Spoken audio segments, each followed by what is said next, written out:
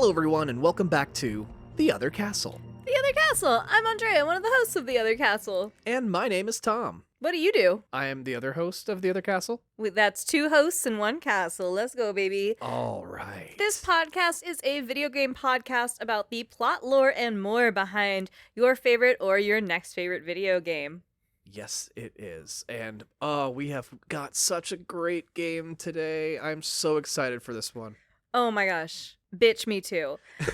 This week we are doing one of my favorite and one of the first games I ever got really into, The Wolf Among Us. Now I know I did say Pokemon was the first game I played, and that is very valid. Yeah. That was in the 90s, Game Boy Color, and then there was a very long drought where I did not play video games because who had the money or time for that?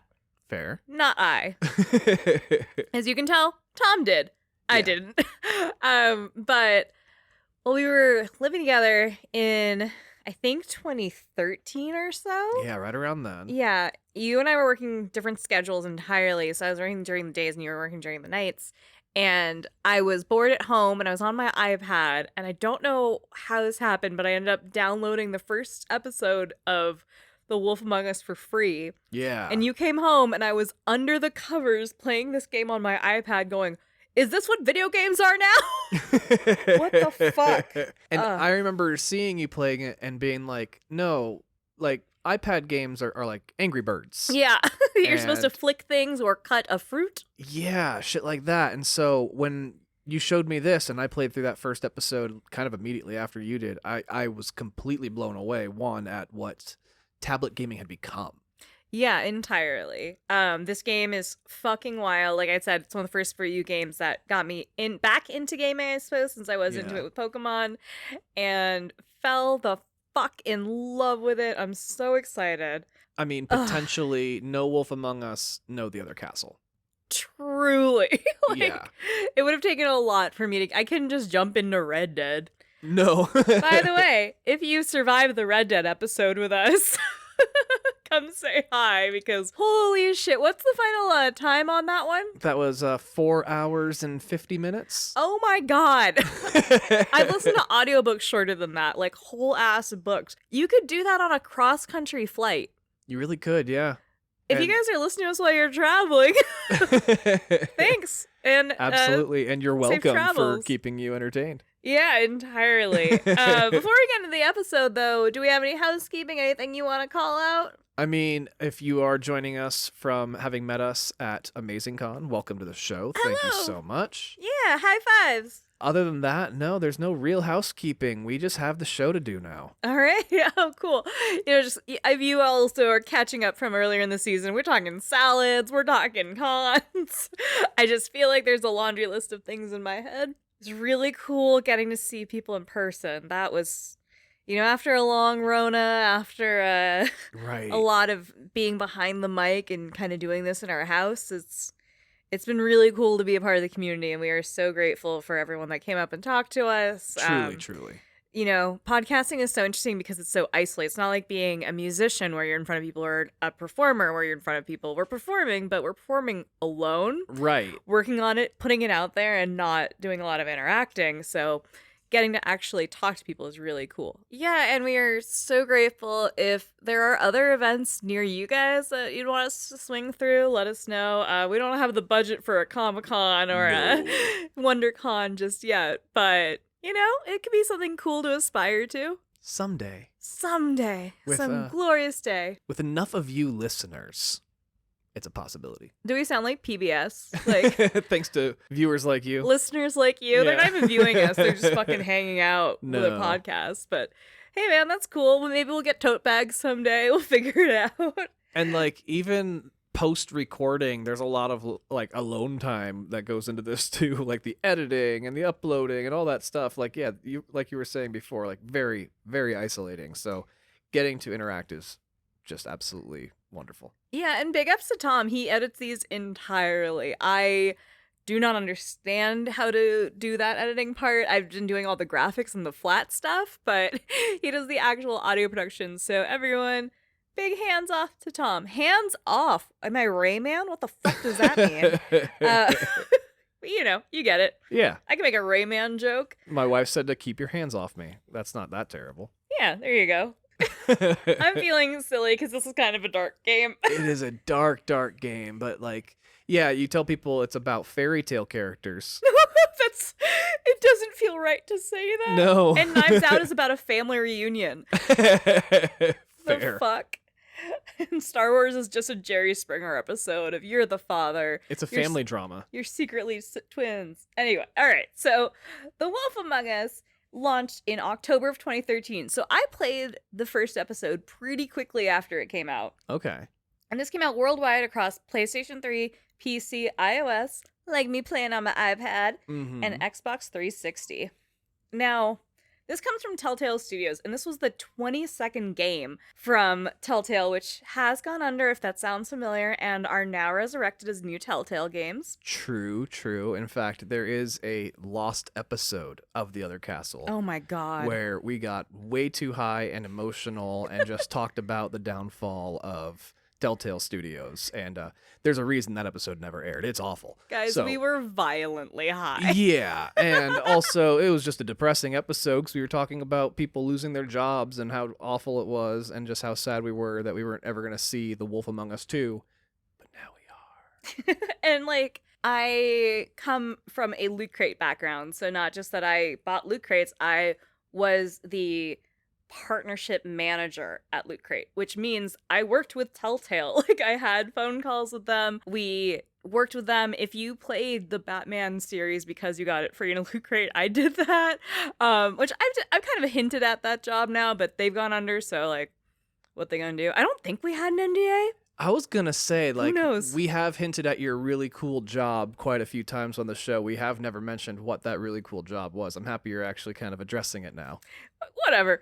It is what it is. It was a cool job at the time. I was the model for the Blade Runner shirt. I produced a web series with Kevin Smith. Yeah. Which was probably kind of foreshadowing for the rest of my career. As you guys know, I am in cannabis now. Right. So I was a producer on a show called Wake and Bake with Kevin and Andy. And it was Kevin Smith and his friend Andy McElfresh, who's an incredible writer who wrote White Chicks. He's fucking rad. Doing like stoner breakfast food. Like, this job was great. That was a really, really cool job. Yeah, anyway, but yeah, no, when we did the Telltale episode, I spilled some tea and talked about people that I knew and, like, the shit that was going on. And as a side note, as we're talking about the tea, as we're talking about things that I know about this game, Tom and I are actually canonical to the Telltale lore. We really are. Now, this is something that is outside of our show, outside of Loot Crate. This is outside of everything. This is specifically Tom and Andrea pulled this off. As fucking nerds. Okay, right. So the second time Tom and I went to San Diego Comic-Con. The second two, that's correct. I've been a guest a couple times, but we did sneak in the first few years. Same. The first year I went with Tom, which was the first time I ever attended, I was Dr. Horrible from Dr. Horrible's sing-along blog. It was fucking great. It was an awesome cosplay. I used it a bunch, by the way. There are a ton of pictures of me in that floating around, and Tom was jealous. Yeah. Because he was like, I guess I'll be your evil moisture buddy. And he just looked wet. I did. So the next year we thought it through. I really loved The Wolf Among Us. So I was like, let's go as Bigby and Snow, who we're going to get into. So we created our costumes. We did full makeup. Like, we did primer.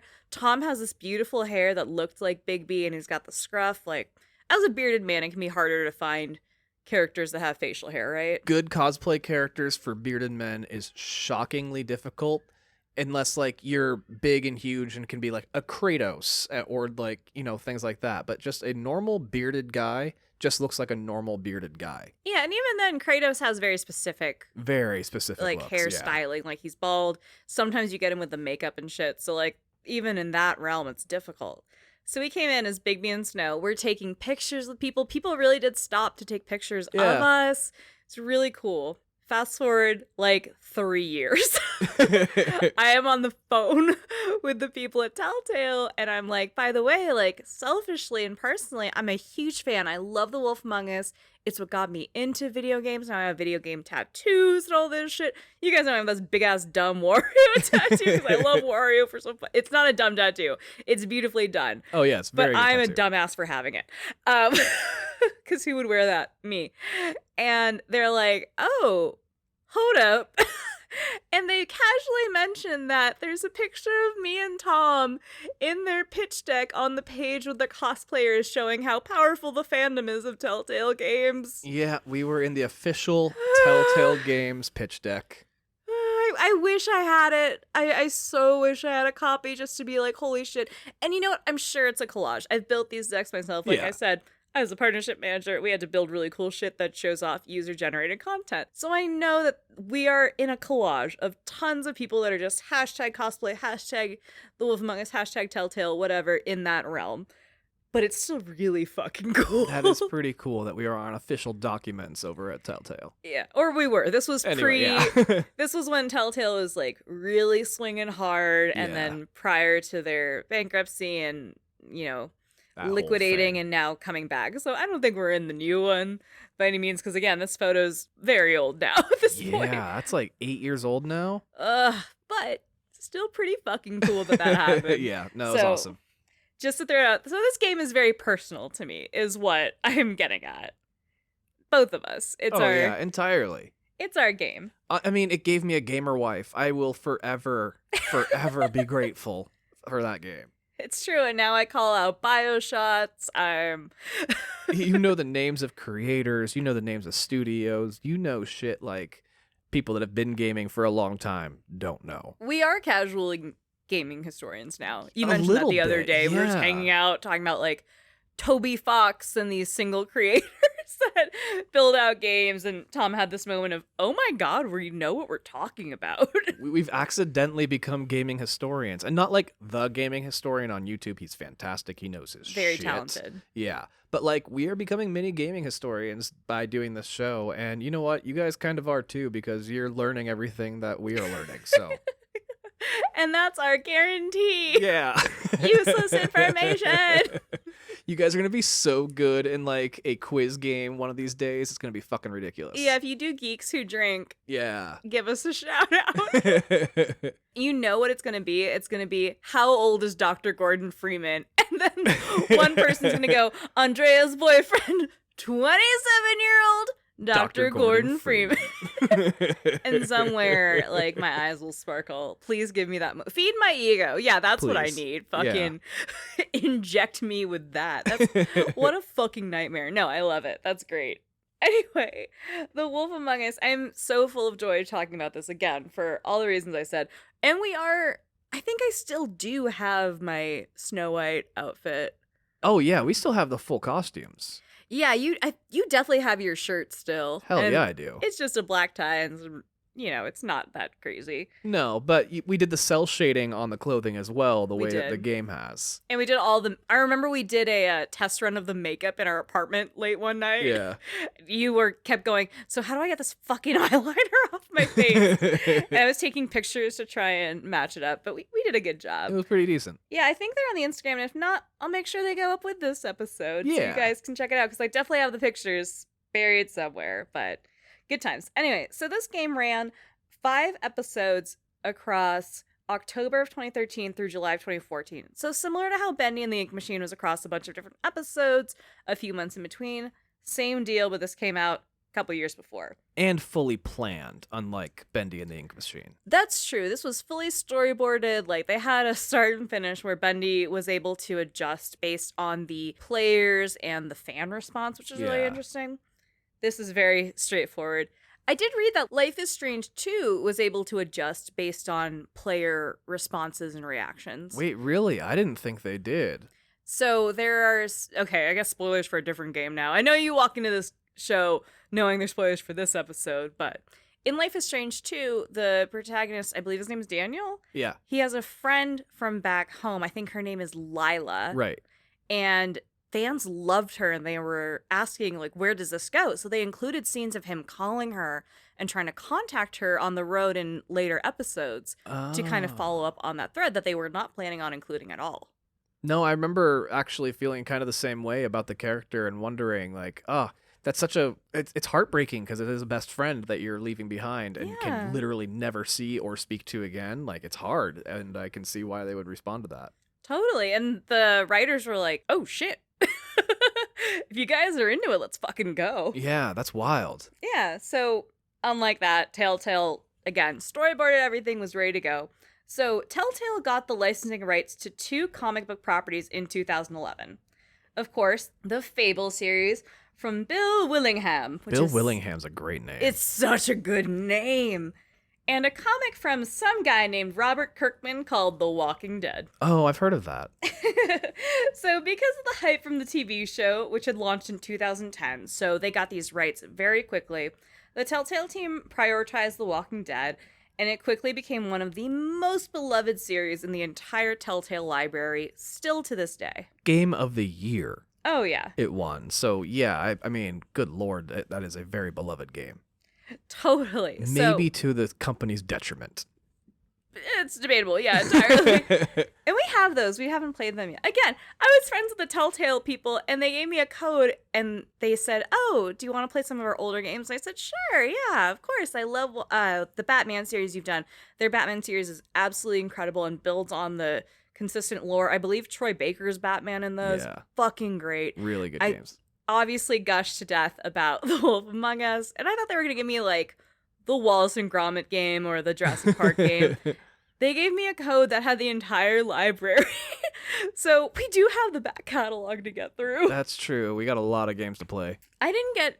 We both had to work during quarantine, so we did not get the couple months that everyone else had to just sit at home and play video games. We genuinely had to work because our jobs are essential. Yeah, we were too essential. Remember, we work in weed, everybody. Yeah. Are we getting too personal?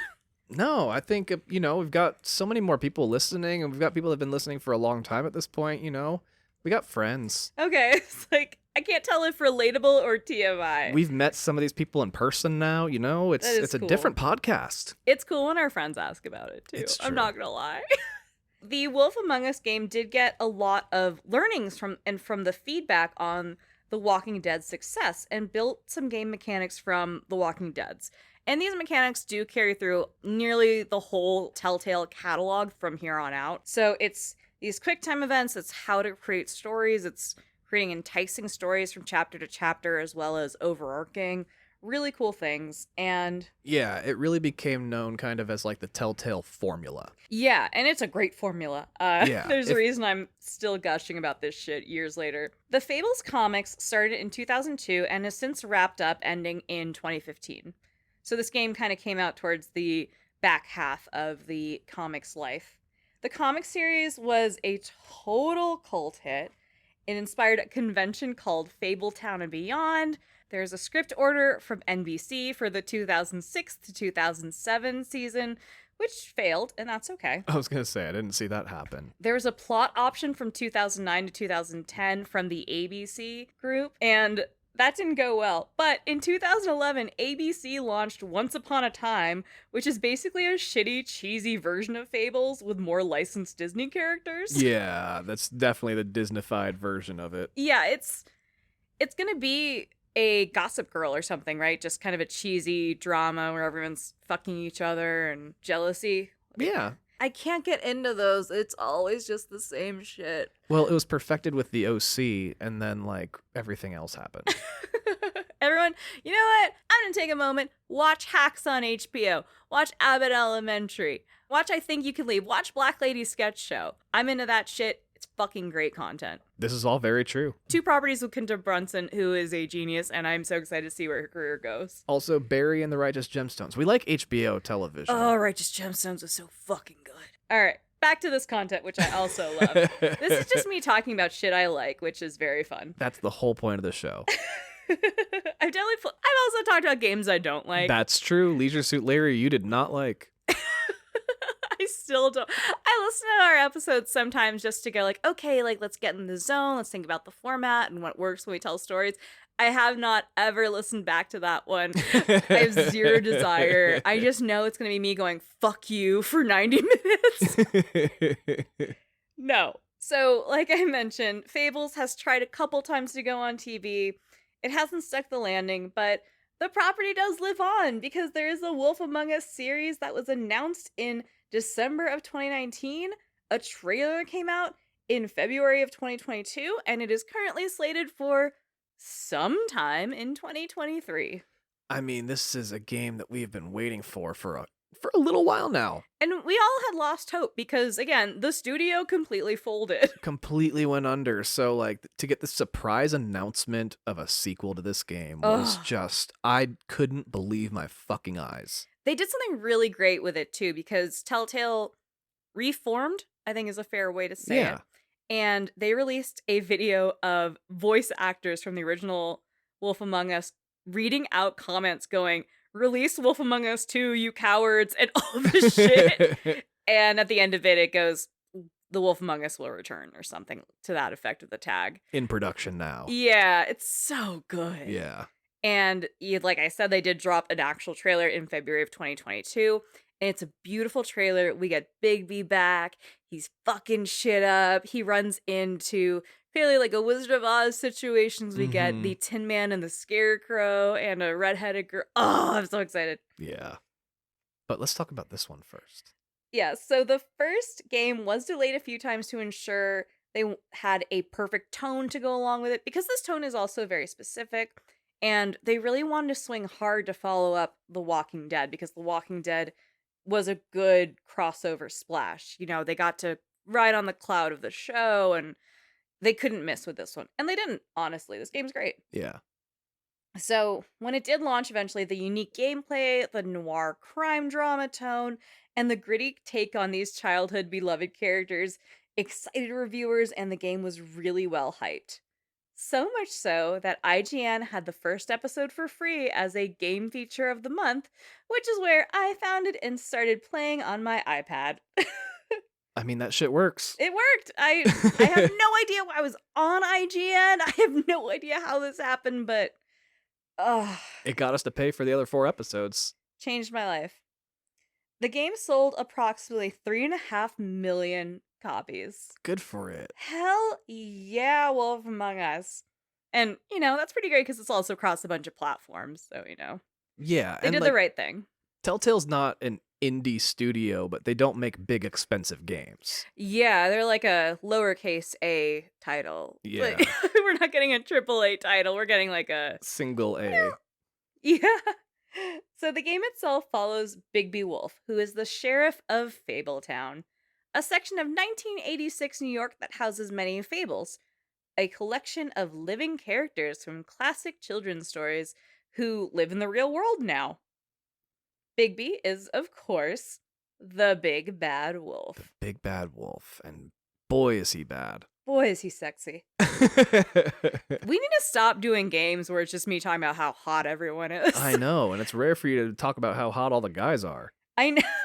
I find 90% of women attractive and then 3 dudes attractive, but all 3 of those dudes are in video games. And they all have And a you. very similar look to them, so... You've cosplayed as Bigby, so I guess that's a compliment? You are very consistent. I like them 27. I like them to be doctors. If they have like a wrench or something really hot to me. Trevor Phillips from GTA 5 doesn't make sense, but it works for me. It's that chaos. It is the chaos. So Bigby, Big Bad Wolf, don't worry, he's not as bad as everyone says he is. No. That's a joke that you guys will understand later. So the game takes place about 20 years before the events of the Fables comics. Really? 20 years? Yeah. I didn't realize it was that far before. I knew it was a prequel. I didn't know it was that far, like, beforehand. Yeah, which is kind of cool, right? Yeah, I mean, because the Fables are kind of unaging. True. They're very hard to kill, and Mhm. they're essentially frozen in time, semi-immortal beings. It's explained completely in the comics, but, like, their existence depends heavily on, like, humans still consuming their media. They're kind of like gods in American Gods. Yeah. Where if people believe in them, they're stronger. Yeah, entirely. So there are some, like, forgotten fables that, end up getting kicked off into the side streets and stuff like that, and those are the people that Bigby has to deal with. Yeah, but everyone fucks with the big bad wolf, so we're yeah. cool with him.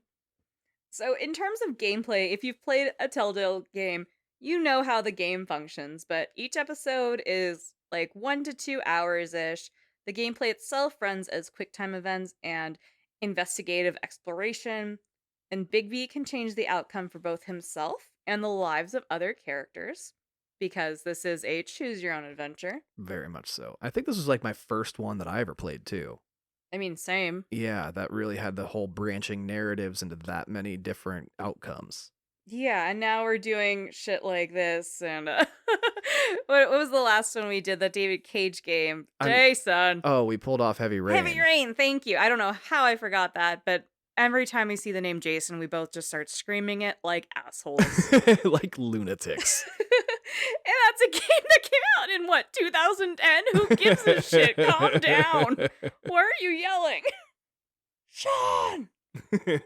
Streamers love games like this because of the branching narratives and, because of the structure, no two streams are alike. So True. It does do very well on Twitch and on other Let's Play things, which is really cool. And before we get in the actual gameplay, as a note, the soundtrack is fucking beautiful. Oh my gosh, I love the music in this game so much. So we teased it a little bit in the intro, obviously, but holy shit, it's so atmospheric, puts you in such a great headspace. There's something about the creeping tones that put you a little on edge, but are also very immersive. Yeah. Oh, I fucking love the music to this. Like, we were watching the trailer for the second game, and as soon as I heard, like, the iconic music from Wolf Among Us, I like, sent chills. It's hard when it's a game that's so story heavy because it's so hard to not talk about how great the story is because you overlook how great the music is. The music is fucking wonderful. And it just, the music's so essential because it adds so much atmosphere to an already great game. Absolutely. Oh, so good. All right. So we've been talking about the game. Let's talk about the game. Let's get into it. Press start, bitches. Let's go. Episode 1 is called Faith. This is not like Dead Space. The titles, dude, I want to put that up at the very top anytime I have chapter titles now, because I know your ass is going to sit there and go, okay, it starts with an F. See, you shouldn't, though, because that's going to set me up for the next time it actually is going to be setting up something. You're not going to mention it. I'm like, she didn't bring up. I am fully invested in you forgetting by then. Okay. Honestly, my odds are pretty good.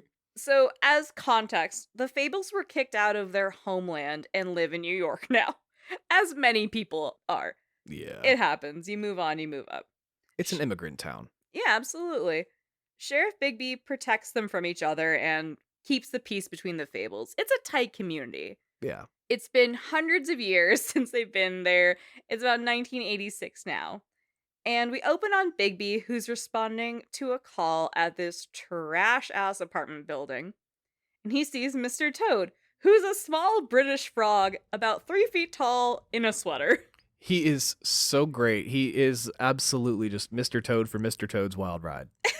Wind in the Willows kind of shit. I love him. Like, that's the level of depth they go into, though, with some of these Fable characters. Like, there were some where I genuinely had to be like, well, who the fuck is this? And then I had to, like, look into it, like, oh, wow, I'd forgotten that one kind of people, you know? Yeah, and one thing about the game structure is they have a feature called the Book of Fables. So if you run into a character and you go, who the fuck is Narissa? You can go to their page in the Book of Fables and it gives you some context, whether it's a lesser known fable or if they're related or if they're a side character to a larger story, that kind of thing. Yeah. So they do at least equip you with the tools, but frankly, a lot of them are very commonly known, which is pretty great. So, like I mentioned, Mr. Toad is literally a toad in a sweater. Yeah. And because they're in New York City, the town runs a system called glamour. Glamour is used in a lot of things. It's brought up in True Blood. I think there's some forms in Harry Potter, other magical things, but essentially in this world, glamour is a spell that makes you look like a human. Yeah. And fables are supposed to adhere to glamour just so they don't get caught and they don't have to deal with humans going, hey, there's a British 3-foot toad in a sweater downstairs. What's going on? Like, I know this is New York, but that's weird. Even for New York standards, it's pretty funky. So if you do not have glamour and you're in your natural form, which, you know, like Toad is a 3-foot toad in a sweater. Right. You are evicted from Fabletown and you have to go live on a place called the farm. Oh, the farm. Yeah, we don't see the farm. I've seen it in the comics. Ugh. Not a fun place. Not a fun place at all. No. So Toad's like, hey, there's a fucking fight going on upstairs. And Bigby goes, I'm looking at a toad in a sweater. And Toad's bitching because glamour's getting really expensive. I'm sure it's getting expensive. There's also a class note about this. You know, not every fable has to be glamored. Mr. Toad obviously is a giant toad, and he needs glamour to go on the subway and shit like that. But there are fables that don't do that. For example, like I mentioned, I was Snow White in a cosplay. Snow White just looks like a person. Like a woman. So she doesn't need glamour. So there is this class distinction of fables who don't need it and can have the extra money that they don't need to spend on glamour. And there's this really interesting dynamic about the fables that, you know, are trolls and have to have glamour just to go to work. It's very unfair. Yeah, there's a poverty-strickenness about the fables that have to do more work just to be able to function in this society versus the ones who it comes naturally to them. And not to like go there too far, but I mean, that is very much a very real thing. Like, there is the cost of poverty. Absolutely. Like, it is expensive to be poor, which sucks. Absolutely. That's a little, see, this episode's a little dark, so we were trying to have some fun. But it does touch on very real political issues. Anyway, this giant toad called the Big Bad Wolf because the Woodsman is on a bender and the Woodsman is trashing his apartment and throwing shit. Oh, that was needed. This is my favorite game. And it's game. true. It was true, but just going like, this is about politics. The toad's upset. Called the Big Bad Wolf. I love it.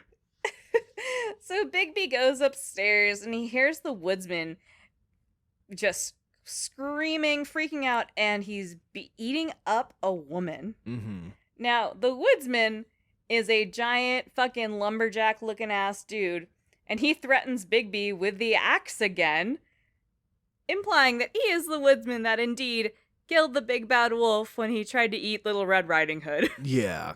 They've come face to face once before. Yes, so there's a lot of backstory between these two, and they're kind of like shitty work associates.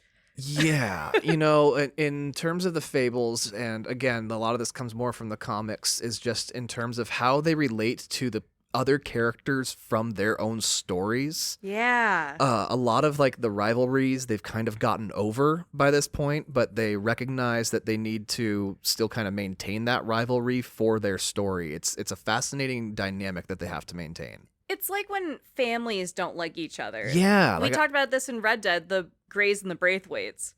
Okay, like that. I was thinking more like if you have a cousin that you just really don't like. Oh.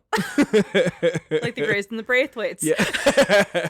Fair. But you know, these are long-standing feuds that you kind of just have ingrained in you, and they roll with it because that's the narrative. Yeah, yeah. A Draco and a Harry are never going to get along. But their sons. Their sons can get along very well. We just saw The Cursed Child. It was so good. Yeah. Don't read the book. The book's garbage, but the play is spectacular. The Woodsman is fighting a sex worker, and the sex worker goes, "Can I please just have my money? Fuck you." And Woody is being a dick, obviously, because he's hitting someone and being an asshole. It turns out the woman didn't recognize the Woodsman, so he got mad and he beat her up because he's a piece of shit.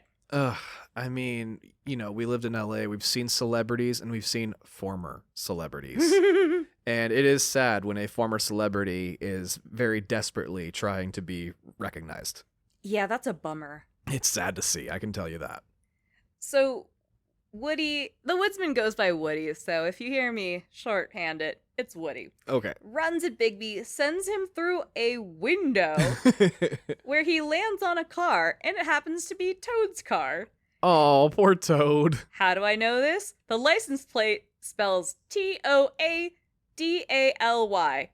Totally. Totally. Oh, he has a great vanity plate on top of that. I know! Oh, that's so good. I love a good vanity plate. And when he's not in glamour, it's just a 3-foot toad driving a car that says totally. That's amazing.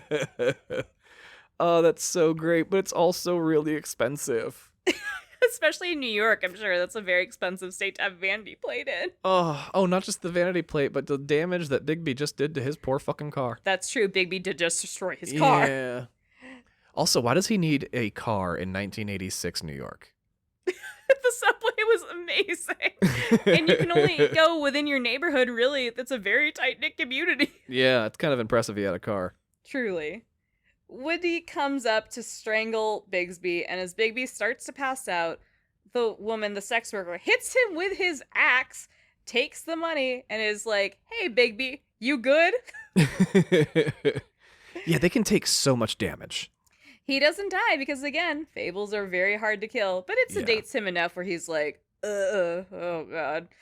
Yeah, you can beat somebody to like a bloody pulp and make them stop working for a while, but they'll heal up and get back up again eventually. Yeah, and this game gets pretty violent as a warning, so this is not the worst we're gonna see. No. Homegirl walks away to have a cigarette because she's like, fuck this night, I'm so over it. Bigby asks who she works for, and she says, "These lips are sealed." I want you all to remember that. And then asks if he likes her ribbon. She has a ribbon tied all the way around her neck. It's a nice ribbon. He says he feels like he knows her, and she says they all kind of knew each other. Right. Which, to your point, yeah. It's a small community. They come from history. You know, it's kind of like Clone High. But different. Yeah. She says she'll be by later and says everyone knows he lives in the smallest apartment in the Woodlands. Right. And she goes, "You know, you're not as bad as everyone says you are." Kisses his cheek and walks away. Title card. The Wolf Among Us. It's so good. Good music. Oh, the music's so fucking good. Yeah. And there's something about the synth in it that does speak to the 80s and this very smoky noir New York. Ugh. Well, yeah, I didn't realize it was supposed to be 86 when I played it. Now that you say it, the music makes so much more sense. Right, because it does have that synthy vibe to it. Yeah. There's a little Tainted Love and Boy George in there almost, but with a sadness to it. It's so good. Right, and it makes you kind of sad they didn't get the Stranger Things deal in the end. Right. They would have nailed it. Right. So Bigby gets home to his trash-ass apartment and runs into Beauty of Beauty and the Beast fame. Ah, yes, Beauty. She's running out of the apartment building and she's late for something and asks Bigby to not tell Beast he saw her because they ended up together. They did. And like I like that she's Beauty. She is not Belle. Totally. Yeah, Belle is totally a Disney thing. She's Beauty. Yeah. Of course, as he's going home, Beast runs into him and asks if he's seen Beauty. And you can either rat this bitch out or be like, "Hey, I'm staying out of it," or just go, "No, I have no idea." Yeah. Which is kind of great. Like we mentioned, this is a branching narrative game, and you can decide how you interact with players, so you can straight up lie to people. Yeah. Bigby's apartment, in a word, sucks. It's such a bachelor boy apartment, and it's just covered in cigarettes and old Chinese food and trash.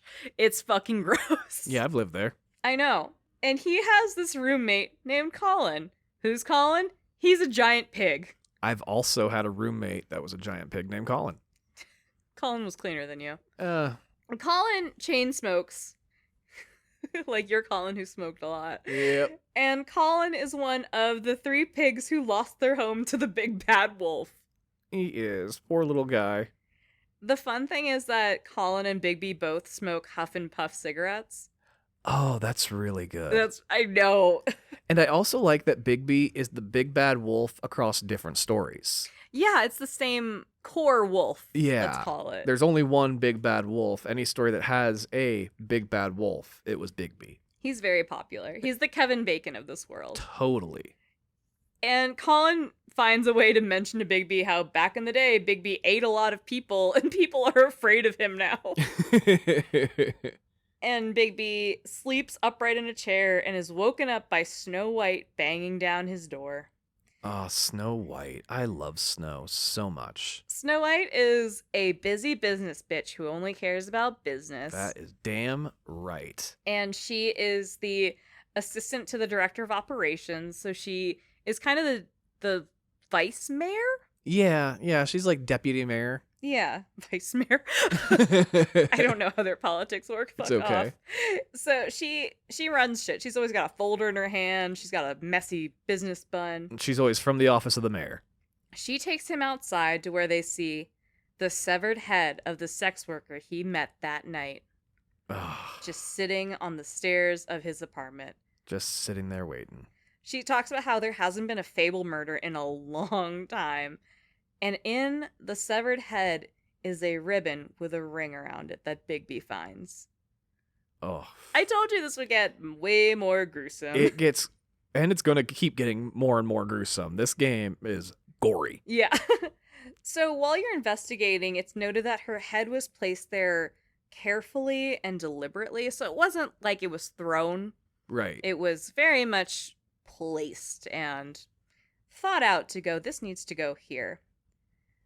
And Snow is super concerned. Snow is like pacing and kind of looking around, hoping that no one rolls up on them while they're investigating a severed head. Well, yeah. And Snow works for Ichabod Crane. You know who Ichabod Crane is. Ichabod Crane, that comes from the Headless Horseman story, right? Yes, indeed. Okay. Who is the mayor / director of operations. The title is director of operations, but it's essentially mayor in this structure. Right. Now, I'd like to take a moment to call out the sexual tension between Bigby and Snow. It is so palpable.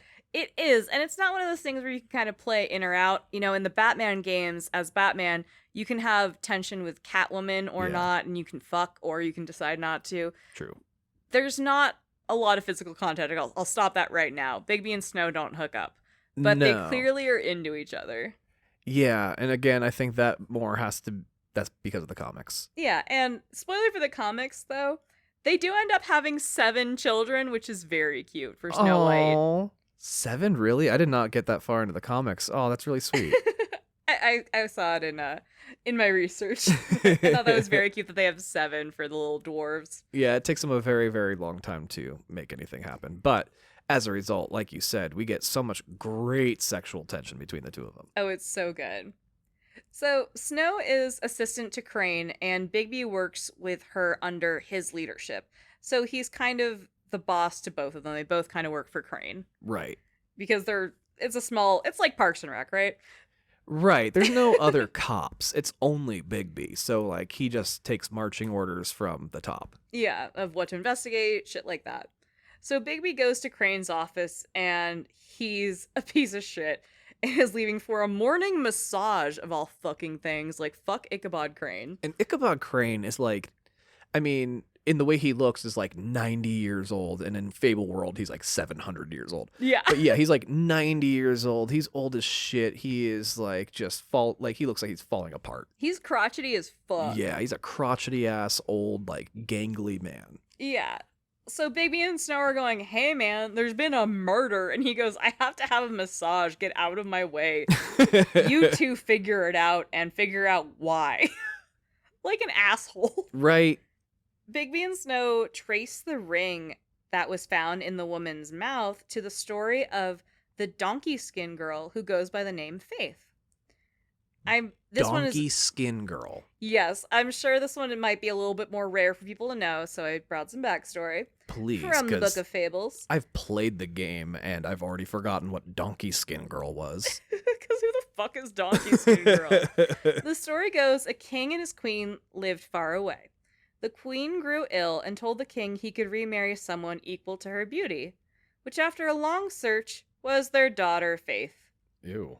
Faith had a magic cloak made of donkey skin to hide her beauty, and she used it to escape, and she found a prince who loved her. She ran away with the prince and lived happily ever after. Where the fuck does that story come from? I don't fucking know. These are all insane. And that is I imagine it's a real one. Yeah, that unfortunately sounds pretty authentic. So she was married to Prince Lawrence. So, as all good murders go, they have to go investigate the husband. Ah, yes. You always investigate the husband first. We keep devolving to a true crime podcast here and there. There is nothing true about this crime. Oh, it felt real to me. As Bigby and Snow leave the office, Toad calls, saying someone's trashing the Woodsman apartment, and can you guys just come over and help? Oh, somebody else is trashing Woodsman's apartment? Yeah. Ooh. So you can choose between going to Prince Lawrence or going to Woodsman's apartment. Now we can investigate the husband, or we can check out the active tossing of someone's apartment. I think you should stick with the murder. So, I mean, the Woodsman may or may not have been the last person to see her alive. Oh, that's right.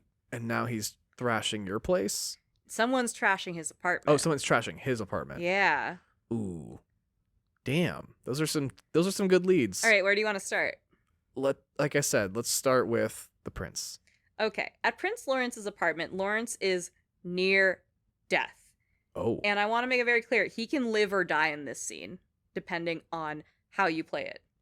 Oh, cool. Yeah, so there's a gun and a bullet hole in the wall, and the apartment is completely trashed. It looks like he shot himself and left a note apologizing to Faith. As Bigby investigates the closet, one of the Tweedles of Tweedledee and Tweedledum fame shit. busts out and takes off. You chase him and find out that the Tweedle told Lawrence that Faith died, and Lawrence shot himself on sight. Oh, man. I know. That's sad. Right? So I'll take a step back and go, if you went to the Woodsman's apartment, it's trashed, but it's empty. You can catch a glimpse of someone in the building, but no one's there. Bigby and Snow can go down to Toad's, and his apartment is also trashed. Turns out, Tweedledee and Tweedledum had trashed Woody's apartment, then ransacked Toad's apartment looking for something, and then threatened to kill Toad's son. Oh, Toad has a son. Yeah, it's Toad Jr., his name's TJ. Oh, little Toad Jr. Yeah. Turns out Toad had Faith's donkey skin coat with a letter to her husband that just said, "I'm sorry." How did Toad get that? Toad's kind of scummy, and when he finds out that people are, out of sorts, sometimes he'll just go through their shit. I like Toad. The Tweedle that you can kind of chase around and find says he can take Bigby to Woody, and then the other Tweedle will jump you, and then they'll just fuck off. Aw. So Snow apparently saw this as like, that's trash. Oh well.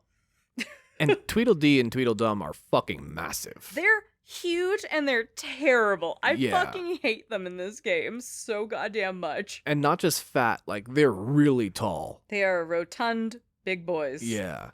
You decide that we're going to head over to the Trip Trap bar where the Woodsman is allegedly holed up. That's his watering hole. Yeah, there's not a lot of bars here. Again, small community. Right. Woody isn't at the bar when you come in, so Bigby pokes around with the bartender named Holly and one of the regulars, Gren. After denying Woody's ever been there, Woody's dumbass comes whistling out of the bathroom. Oh, Jesus. They talk for a little bit, and Woody confesses to trying to rob Red Riding Hood the day Bigby came to eat them and accidentally made the Woodsman a hero. So, he casually just admits to, man, I was trying to fuck this bitch up. I know. And you stopped, and I killed you, or put rocks in your belly, however the lore goes. The lore goes, yeah. I know the lore is kind of regional and obviously changes over years because of games like Telephone, but... Right. Man, that's a pretty fucked up confession. No, entirely. Gren is at the bar, and he goes, "Hey, you, fuck you. Holly's sister went missing, and none of you did anything." And he picks a fight with Bigby, who goes partial wolf. So. Just partial wolf. As Bigby gets amped up and gets upset, his wolf comes out. And it's fucking cool. It's kind of like a werewolf situation. He's a standing up man, and then he can get a little bit of fur. He gets bigger. His endurance gets greater. It's fucking sick. Yeah, it's a really cool moment. It's kind of his Hulk out moment, but he has different levels of it. Yeah, you don't go full wolf just yet. We do build through that through the game, but Yeah.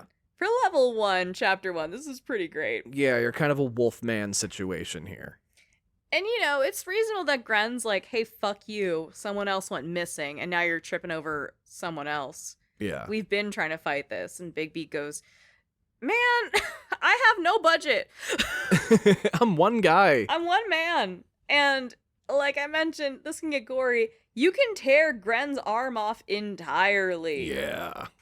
Bigby has a drink to calm his nerves, and then in walks one of the Tweedles.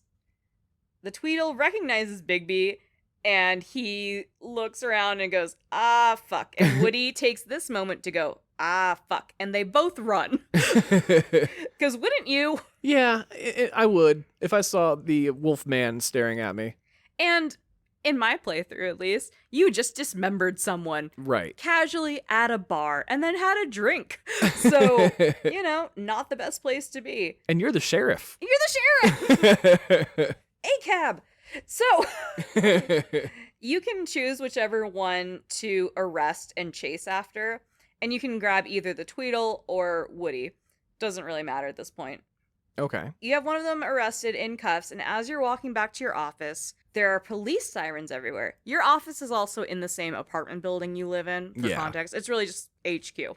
Yeah, all of Fabletown is 3 blocks. Yeah. It's not very large. I love that meme of Superman saves the world, Batman saves Gotham, and then there's Daredevil micromanaging the shit out of 6 blocks in Hell's Kitchen. Yeah, that's kind of the same situation. Yeah.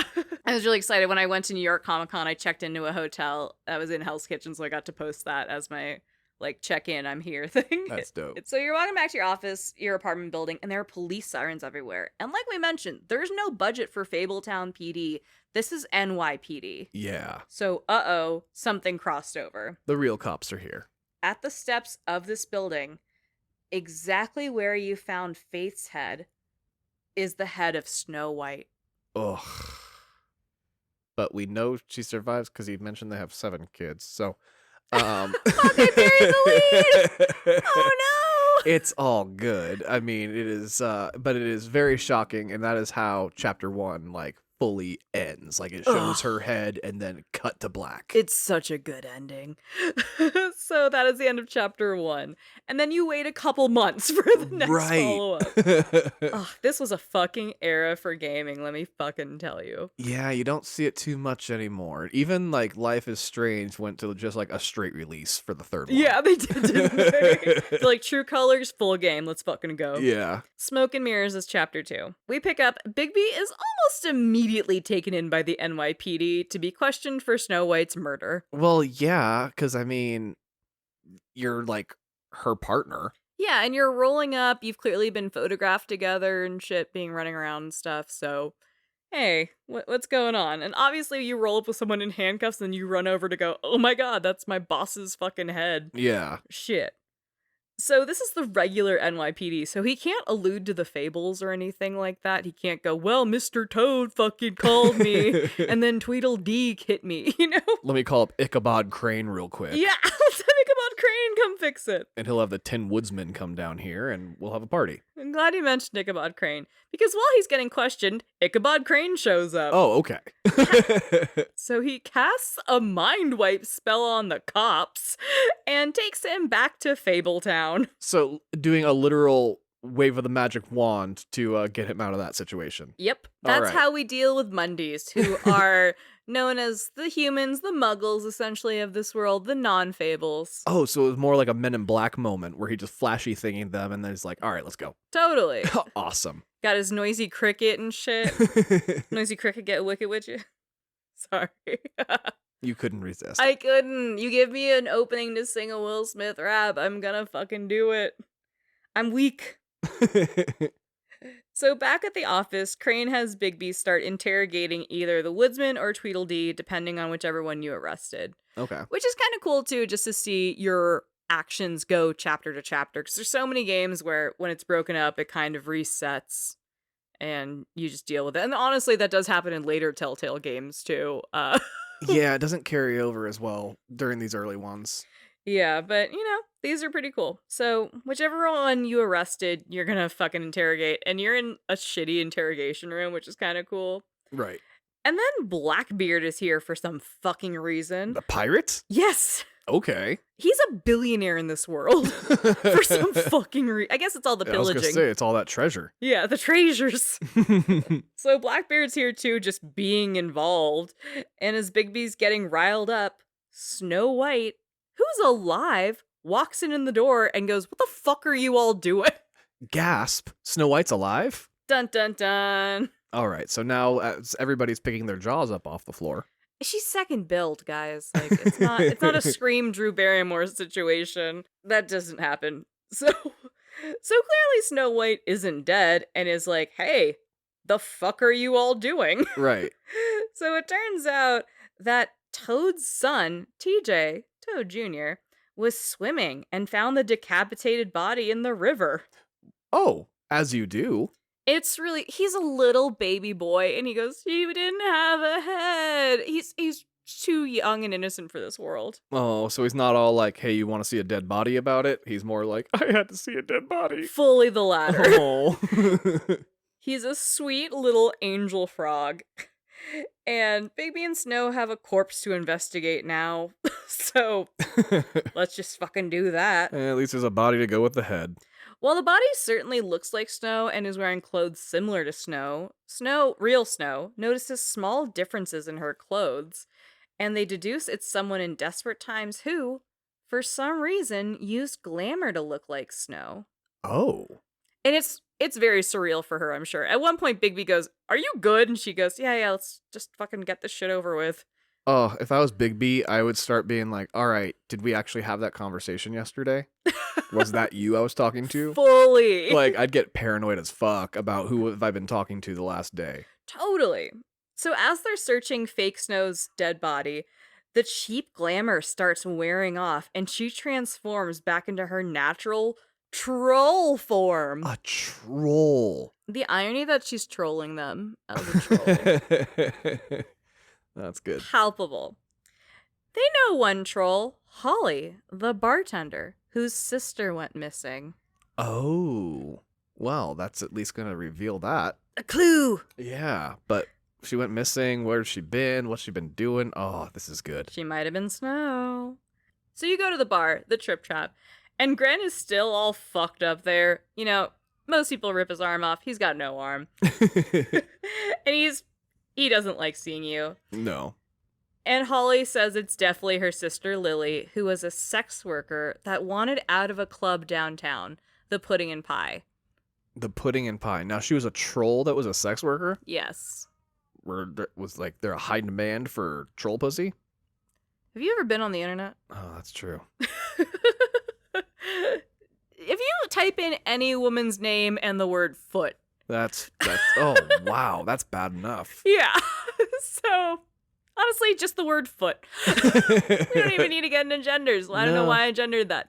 Non-binary feet.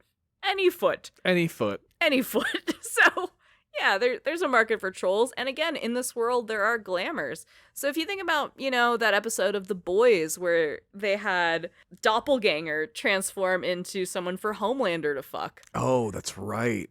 Oh, that kind of... There's some parallels there. There's some darkness. There's some certain darkness. So, again, Sister Lily went missing a while ago. She's been a sex worker out of the Pudding and Pie and clearly had been trying to get out of the lifestyle.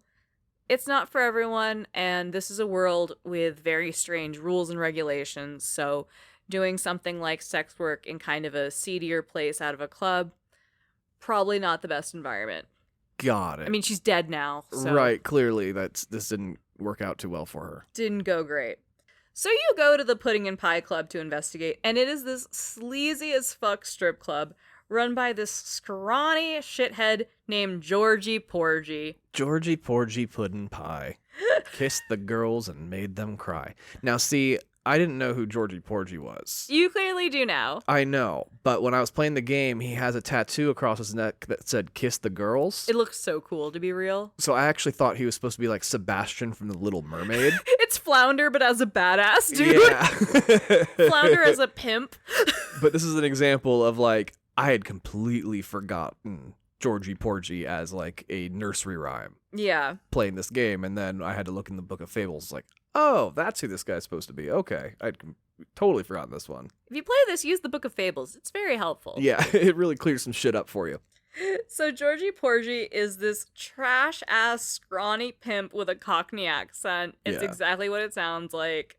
Like Tom mentioned, tattoos, looking trash. He's great. I hate him, but it's a very well done character. But it elicits a response, which just means he's well produced, you know? Just like picture a heroin addict meth head in your head, and that's pretty much Georgie Porgie. Nailed it. Yeah. And he is literally just screaming at a stripper to be more sexy when Bigby walks in. Be more sexy. Oi! And no one's gonna wanna fuck you. Make a better face.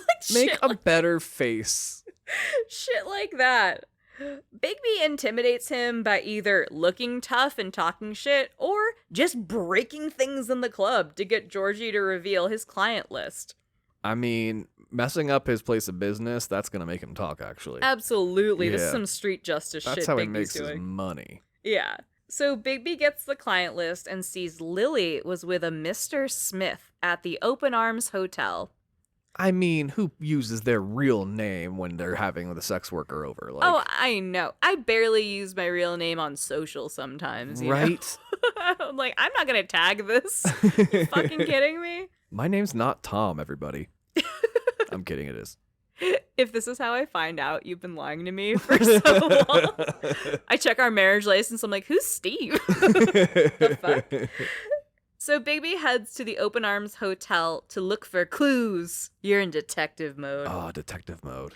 Turns out, Beauty works the night desk at the hotel. Oh, okay. That's where she's been sneaking off to at night without telling Beast. She's just going to work? This is actually a little sad and is kind of a sad millennial moment, to be real. Okay. She alludes to money problems and trying to keep up with their royal lifestyle, so she's been moonlighting just to help them float and not telling him about it because she finds it shameful to her husband, but is like, I have to get a side hustle to make ends meet. Oh, inflation is such a bitch. It is, and even in the 80s, are you fucking kidding me? Fucking Reaganomics. Cocaine costs a lot of money. That's true. It's a hell of a drug. Which is, I don't know, it's sad. I don't think I'd ever keep a job from you. No. I feel like if I told you, hey, Tom, I'm going to pick up a job to get some more money, you'd be like, let me not shame you for that. Yeah, I'd say, how can I help? Yeah. Do you need a ride? Yeah. You good? She's basically like, yeah, we've been living this lavish lifestyle. We're used to the castle. Beast grew up a prince. We gotta make some money, honey. It's been hard for a Fable. She's become accustomed to a very certain lifestyle.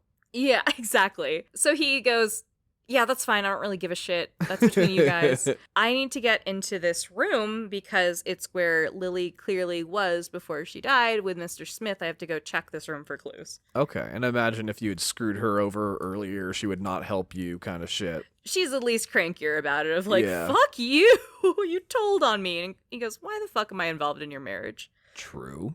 Don't involve your relationship with other people's business and vice versa. And never just like go up to somebody and say, lie for me. This has been Marriage Tips with Tom and Andrea. She takes you up to Lily's room, but ends up having trouble unlocking the door. Ooh. And goes, oh, god damn it. And as they're trying to get in, you know, they're jiggling the lock, kind of pounding around, being like, man, what the fuck? Beast shows up, looking for Beauty, and since you two are trying to get into a hotel room in the middle of the night, Beast assumes the worst. Of course. And it goes, you guys are fucking. You're cheating together, and bum rushes you to fight.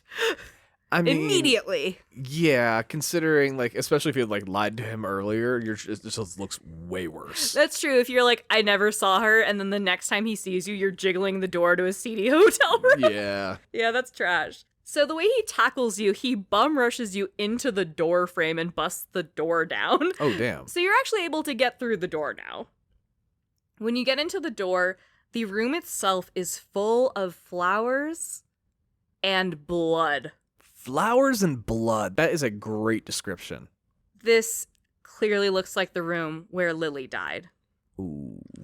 Bigby finds a few pictures of snow, but obviously Lily glamored as snow. Right. Or maybe pictures of snow that they used to help Reference. create. Yeah, for the glamour to go, okay, let's put your hair over here. Yeah. Gross. One of Lily as snow, kind of like, okay, that's the glamour.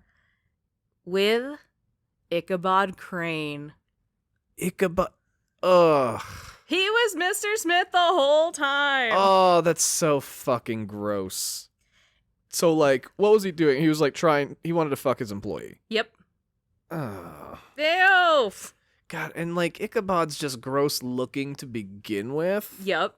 So to make him just be gross on top of that. How wild is it that we're talking about like a sex triangle with Snow White and Ichabod Crane and the Big Bad Wolf? This game's great.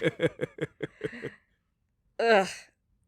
The scene then cuts to Ichabod Crane in his office, spying on Bigby as he discovers this using the magic mirror. The magic mirror from Snow White. Yeah. Yeah, actually. Yeah, that's from the Snow White story. Yeah, so it kind of ties in together. Okay. The magic mirror is obviously that mythical object. You are able to ask the mirror for help or to spy on people, and it can show you. Yeah. There's actually a great sequence where Bigby is trying to use the mirror, and the mirror won't let him use it unless he rhymes. Right. So there are rules to this.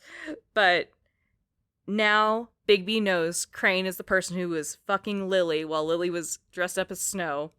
And Crane knows that Bigby knows. Uh-oh. They I hope all that know makes that they sense. know that who knows that what knows. But Bigby doesn't know that Crane knows that he knows.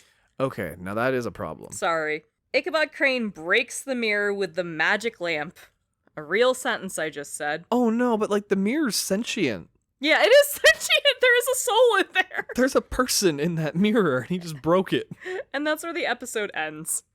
Oh shit. Yeah, so the one tool that they had at their disposal to see people with, broken. Fuck you, Ichabod. Right. Their spy tool. And if there is a genie in the magic lamp at this time, he fully just had an earthquake. To be fair though, that magic mirror is kind of like Big Brother.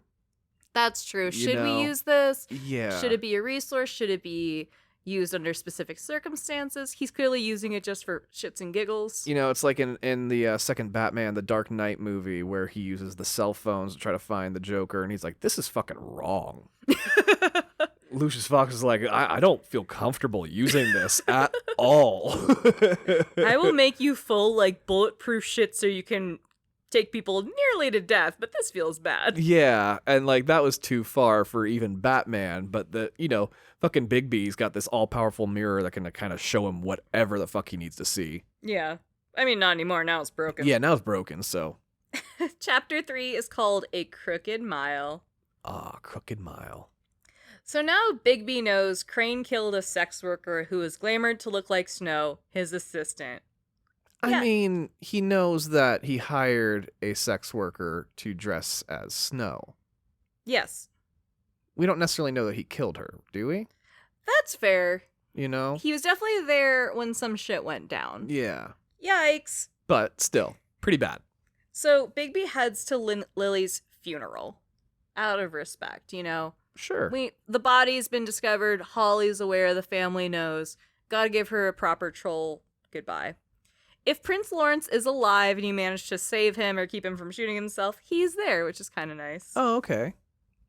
And that kind of happens. There are characters who can die and they show up in scenes if they're not, or they're excluded from areas. So that's something I really appreciate. There's a lot of things where the life or death can be for non-specific characters. Obviously not the case in Heavy Rain, where Tom royally fucked up and killed a playable character and missed an eighth of the game. Yeah, we gotta bring that up again.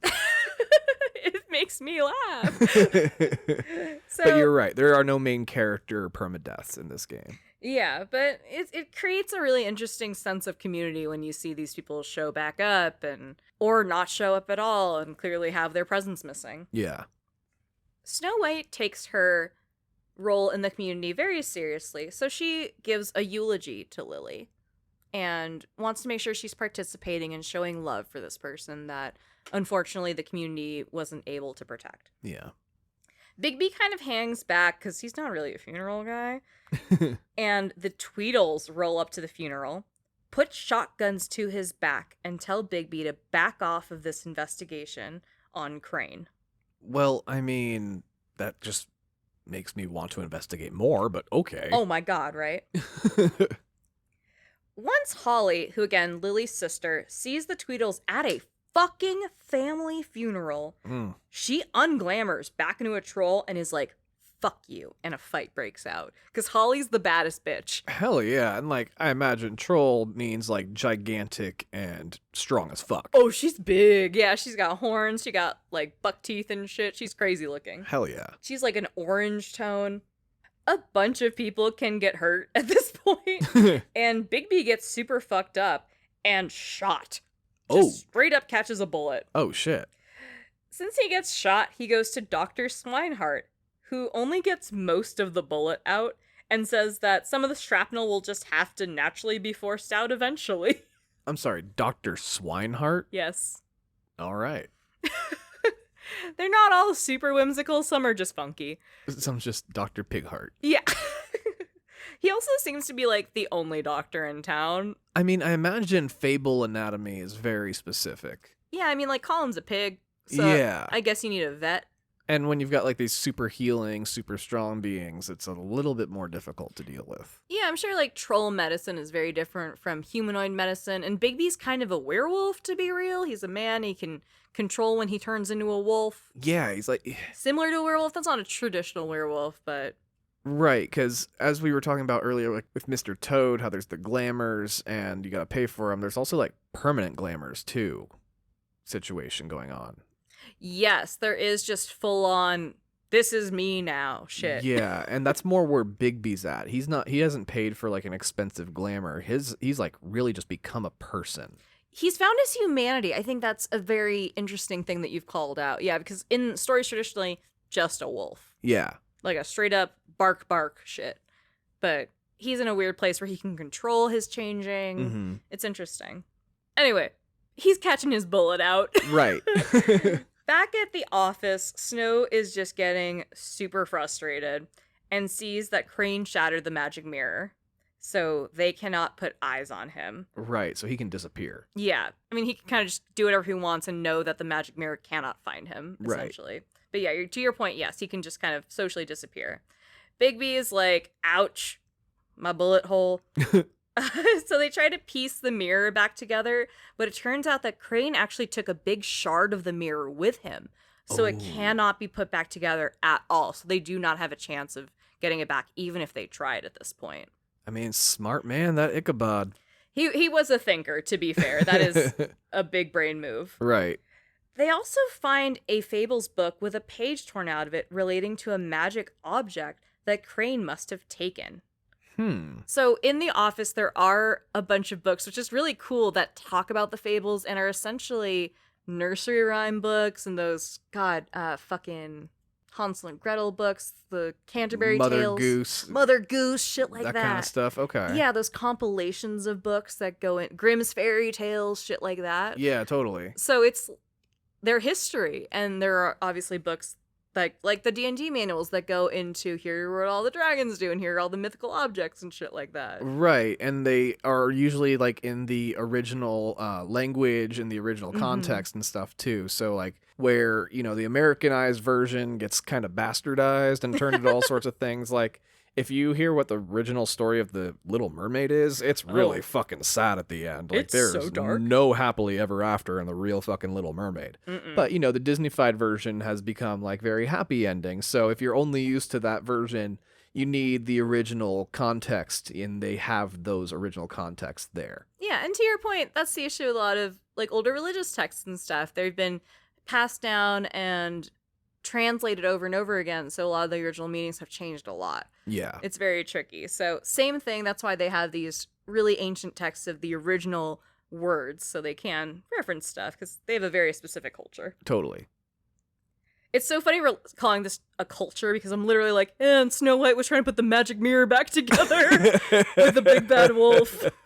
But the Fables have developed like their own version of the same things that we have, and it's a very it's so accessible is what it is at the end of the day, because they are stories that we've all grown up with. We know these characters going in without like it being a Marvel or any other kind of franchise. You know, it's kind of an amalgam of a bunch of past franchises. Yeah, which is it's kind of that cinematic universe element to your point. A little bit. Because speaking of, dick-ass Bluebeard strolls in and whines about how Ichabod Crane's disappeared and now the whole office is a mess and there's no leadership. Oh, now I got pirates. Who might have actually been real, though, right? Wasn't Bluebeard at least a myth, like a rumored urban legend figure in pirate days? Probably. I don't know. Blackbeard, Bluebeard, Redbeard, they're all just fucking bunch of bearded guys. You should know about this. It's your culture. I know, and I can't cosplay as any of them. That's right, because this Bluebeard is bald. Again. Now, there is a monkey that lives in the office. I was wondering when we were going to talk about him. I love the flying monkey. His name is Buffkin, and he's drunk. I believe Buffkin is supposed to look like one of the flying monkeys from The Wizard of Oz. Oh, absolutely he right? is. He doesn't do a lot, but he does drink a lot. He is totally fucking useless, but I love him so much. What do you love about him? I think what I love about him is how much Bigby hates him. I'm sorry, I thought you were going to say, like, he's funny. But I mean, in that it is funny. His hatred of Buffkin is very funny to me, to the point that it, like, endears me to Buffkin. You go, hell yeah, you're fucking hilarious. I'm like, you're so fucking useless, and like, you don't even try. I think that's the best part about Buffkin. At no point does he try to be better. Yeah. There are like 2 points in the game where Snow just yells at him because he found a bottle of wine and just starts chugging. And Snow's like, can you help me get this book? And he goes, sure. And then you cut back to him and he's just drunk in the bookcase. And you go, what the fuck, man? Why is this even here? Yeah, I love Buffkin. So Buffkin comes into the scene and decides now is the time to mention that he heard Crane say he had to meet someone at 2 a.m., which is soon. Nothing good happens after 2 a.m. Facts. Like, just Hard in facts. general. Remember that for life, because nothing good happens after 2 a.m. And on the rare occasion that it does, it wasn't worth it. No, entirely. What, picking someone out of the drunk tank? No. Yeah. Never could. So you're like, thanks, Buffkin. You could have told us this when we walked into the office, when you saw us picking up loose shards of glass and trying to piece it back together barehanded, you asshole. In his defense, he was drunk. You understand why Bigby hates this creature now. Exactly. So from here, you have 3 options. You can go to Crane's apartment. Okay. Reasonable to investigate there. You can go to the Tweedle's office. Okay. Figure out why they're fucking with Crane. Or you can go to Holly's bar, the Trip Trap, to look through Lily's stuff regarding Crane and the glamour and kind of see if there's clues from, like, her personal belongings. Are you giving me a choice right now? Yeah. Yeah? Okay. I want to investigate the Tweedles. The Tweedle's office. Bigby finds an address for someone called A.G. for Crane's Witch. A.G. Yes. for Crane's Witch. Yes. Okay. If you go here first, Flycatcher, who's just a boy with a frog hat, is the janitor, and you can offer him a job, which is, like, nice, I guess. Okay. Yeah, I like Flycatcher. He's kind of just a slow talker. He looks like Shaggy from Scooby-Doo with a frog hat. Yeah, on. with a frog hat on. Yeah. If you go here second or third, Bluebeard beats you here and kicks the shit out of Flycatcher, ransacks the office, and just leaves the place in a mess. Oh, damn. Bluebeard's a dick. Bluebeard fucking sucks. So, but you do have an address for someone with the initials AG. All right. AG at least. Now, are we assuming this is where he got his glamour? Yeah, because it says witch, so you're like, okay, what do witches do? This probably relates to glamour. For sure. All right, now we can investigate the Trip Trap or Crane's apartment. I think Crane's apartment, because the Trip Trap, like, to me, that one's not going to change. Okay. Bigby runs into Jack, who's looting Crane's apartment. Like, of the Beanstalk? Of the Beanstalk fame. Oh, okay. Yeah. And Jack's basically like, there's some good shit in here. So does, like, everybody in Fabletown know that Ichabod sucks? Yeah, and Okay. I think word gets out pretty quickly, because this is very high school, too. Small You know, communities. Beauty and Beast act like the worst high school couple you've ever met. Oh, absolutely. Bigby's the hall monitor. It's very high school, so word gets around fast. But yeah, Jack's just looting Crane's shit. Nice. Good Jack. And you can figure out that Crane was definitely going to go see Auntie Greenleaf tonight. Auntie Greenleaf? Yes. Okay. Which is AG. AG. So you're like, okay, cool, I have an address, I have her name, and Right. I'm pretty sure she's a witch. I remember Auntie Greenleaf now. Now that you say it, I remember this whole scene. Oh, it's so good. Yeah, So now let's go check out the Trip Trap, our last stop. for sure. Bigby scenes one-armed Grendel, or two-armed if you didn't rip his arm off. I did, so all my notes just say one-armed Grendel. Yeah, poor Gren. Yeah, but it's just more fun. Who, also got fucked up at the funeral, so he's just got the shit kicked out of him the last few days. And the Woodsman, who's just a piece of shit. Obvi. So Holly's like, yeah, Lily's shit's over there. I'm sad. He goes through some notes and clues pointing to Lily getting her glamour from a witch named Auntie Greenleaf. I'm sorry, I'm stuck on something. Yeah. I'm stuck on Grendel. One-armed Grendel? I actually kind of feel really bad for Grendel right now.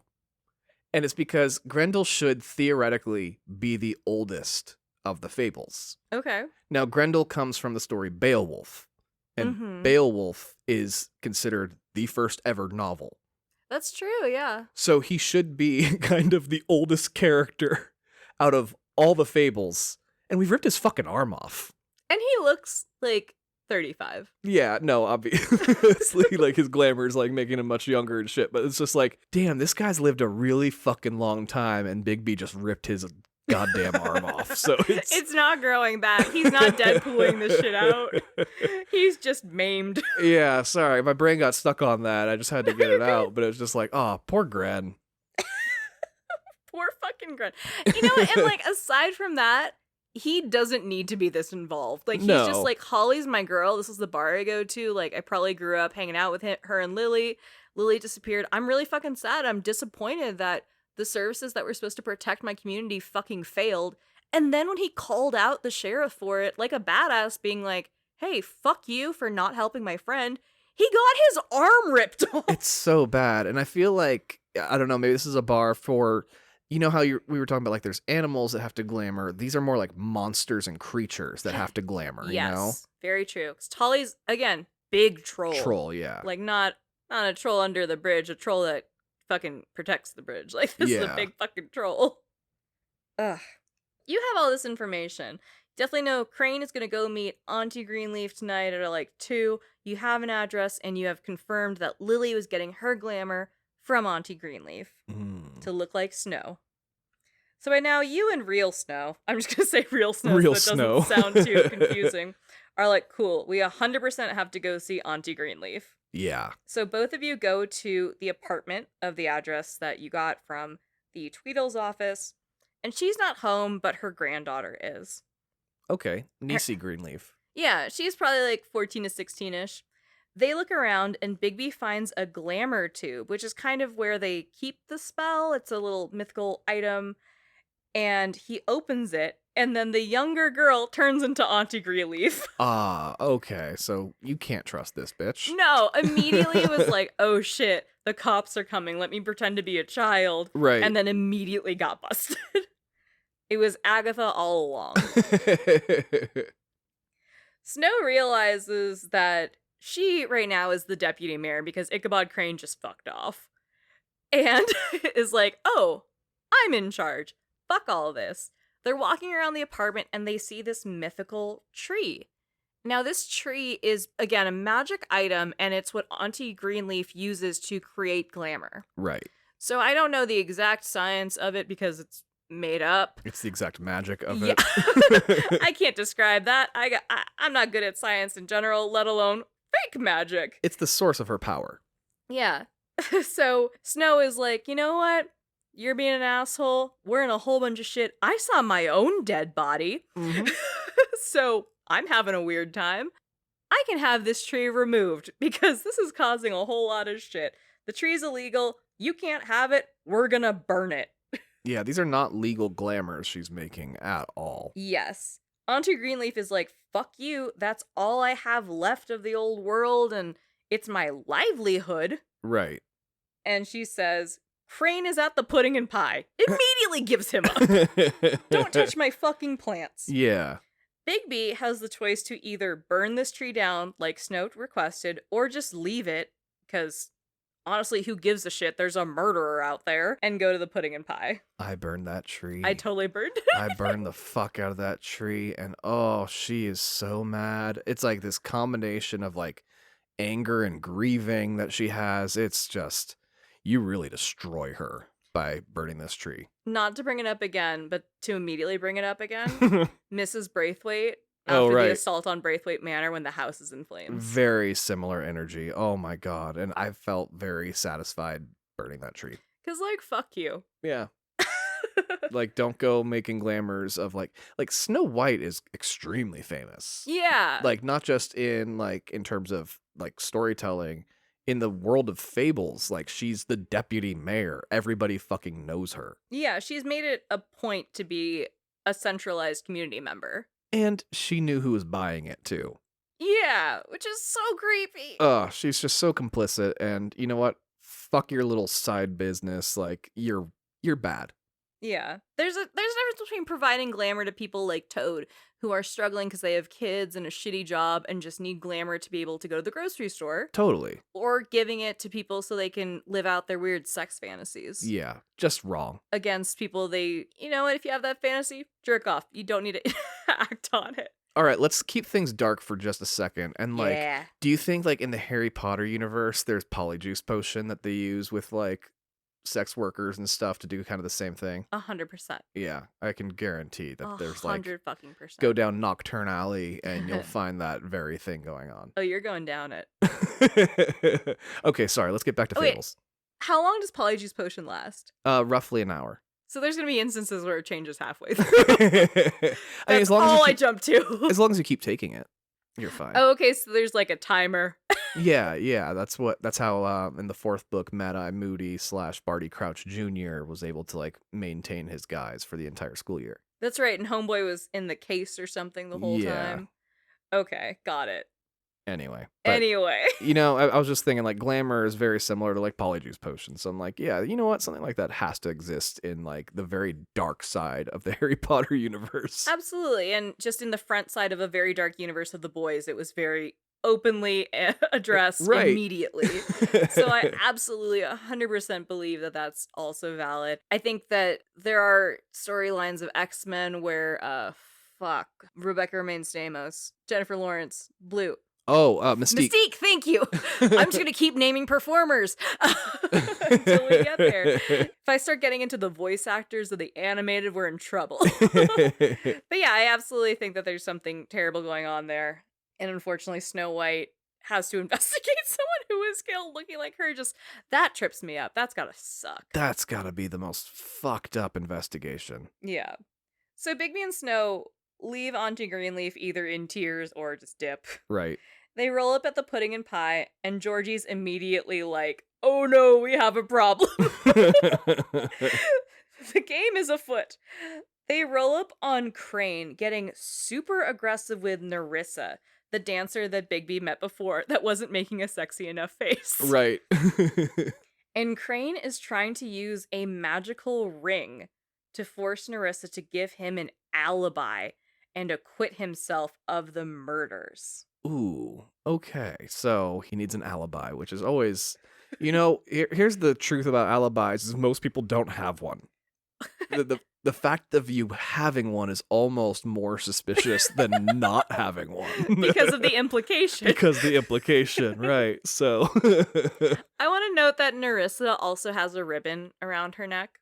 Okay, so this seems to be a theme with kind of the girls that seem to work at Pudding and Pie at the very least. Absolutely. And he's using this ring, and he's like, this ring will help me, and you can fucking say that I'm innocent, and this is fine. The ring isn't doing shit. It's not a magic ring. Yeah. He had the wrong magic ring. It clearly just doesn't fucking work. And it's implied that it's the page that was ripped out of the book of mythical shit from The Office earlier, but it doesn't matter. Shit doesn't work. This one controls the weather. Yeah. Somewhere there's a stoplight that just keeps flickering on and off every time he uses it. It's one of the Captain Planet rings. Yeah. The heart kid's going crazy right now. Wait, would you live to see the Planeteers in Fabletown? Go Planet. Just fucking fire chain smoking and shit. Earth just grows pot. He would. He would grow pot. With Heart. Yeah. I feel like Heart would be a tweaker, just freaking out with a crazy heartbeat. That would be his deal. Anyway, off of my Fable fanfic. Right. So you guys roll in and you're like, Crane, fuck you. While you're talking to Crane, there is a path you can take to ask him about the picture of Crane and Snow. And again, this is a picture of Crane and the glamored Lily as Snow. Right. And Crane can just say he loves Snow. He just folds. So fucking creepy, that whole like I fell in love with you like trope. Ugh. I mean, and it's real. Like there are people that have done it. I've had former friends that have done it. It's fucking creepy. I appreciate that they're former friends. Yeah, absolutely, they're former friends. Because I guess I'm gonna drop some lessons here tonight, guys. Because like I've given a few at this point, but like you're not in love if they haven't reciprocated. I'm sorry. It's you might have an infatuation, but it's not love. It's until it's reciprocated, it's not real. Sorry. This is the therapist among us. It is, but look where it can lead you to. Like this fucking Ichabod Crane character doing some sick, twisted, disturbing, fucked up shit. So just make sure it's mutual. I agree. Consent is everything. Consent is everything. Yeah, and I've been on the receiving end of these weird conversations that seem like they come out of nowhere, and you just have to go, no, we've talked 4 times. You are not in love with me. You just think my tattoos are cool. Yeah. And they are, but fuck you. So, to take it back to the Ichabod Crane Snow thing. Yeah. Off of that very real moment, thank you, Tom. This incel moment. Yeah, Crane is like, I love you. And she goes, fuck off, no you don't. Ugh. Which is the appropriate thing to do. It'd be like, shut up. Exactly. Snow goes, he's a scumbag, but I don't know if he's a murderer, Right. So let's see what's going on. Let's keep investigating. I'm not 100% convinced on this.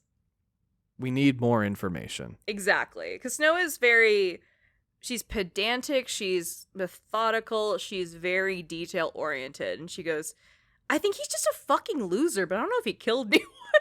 Which is kind of a sick thing to say, like, fuck yes, no. It is, but it's also like a testament to her as a person, where it's like, yeah, she has every reason to want just pure fucking revenge on this guy, but at the end of the day, she's like, no, we need to do this the right way, we need to set the example, Yeah.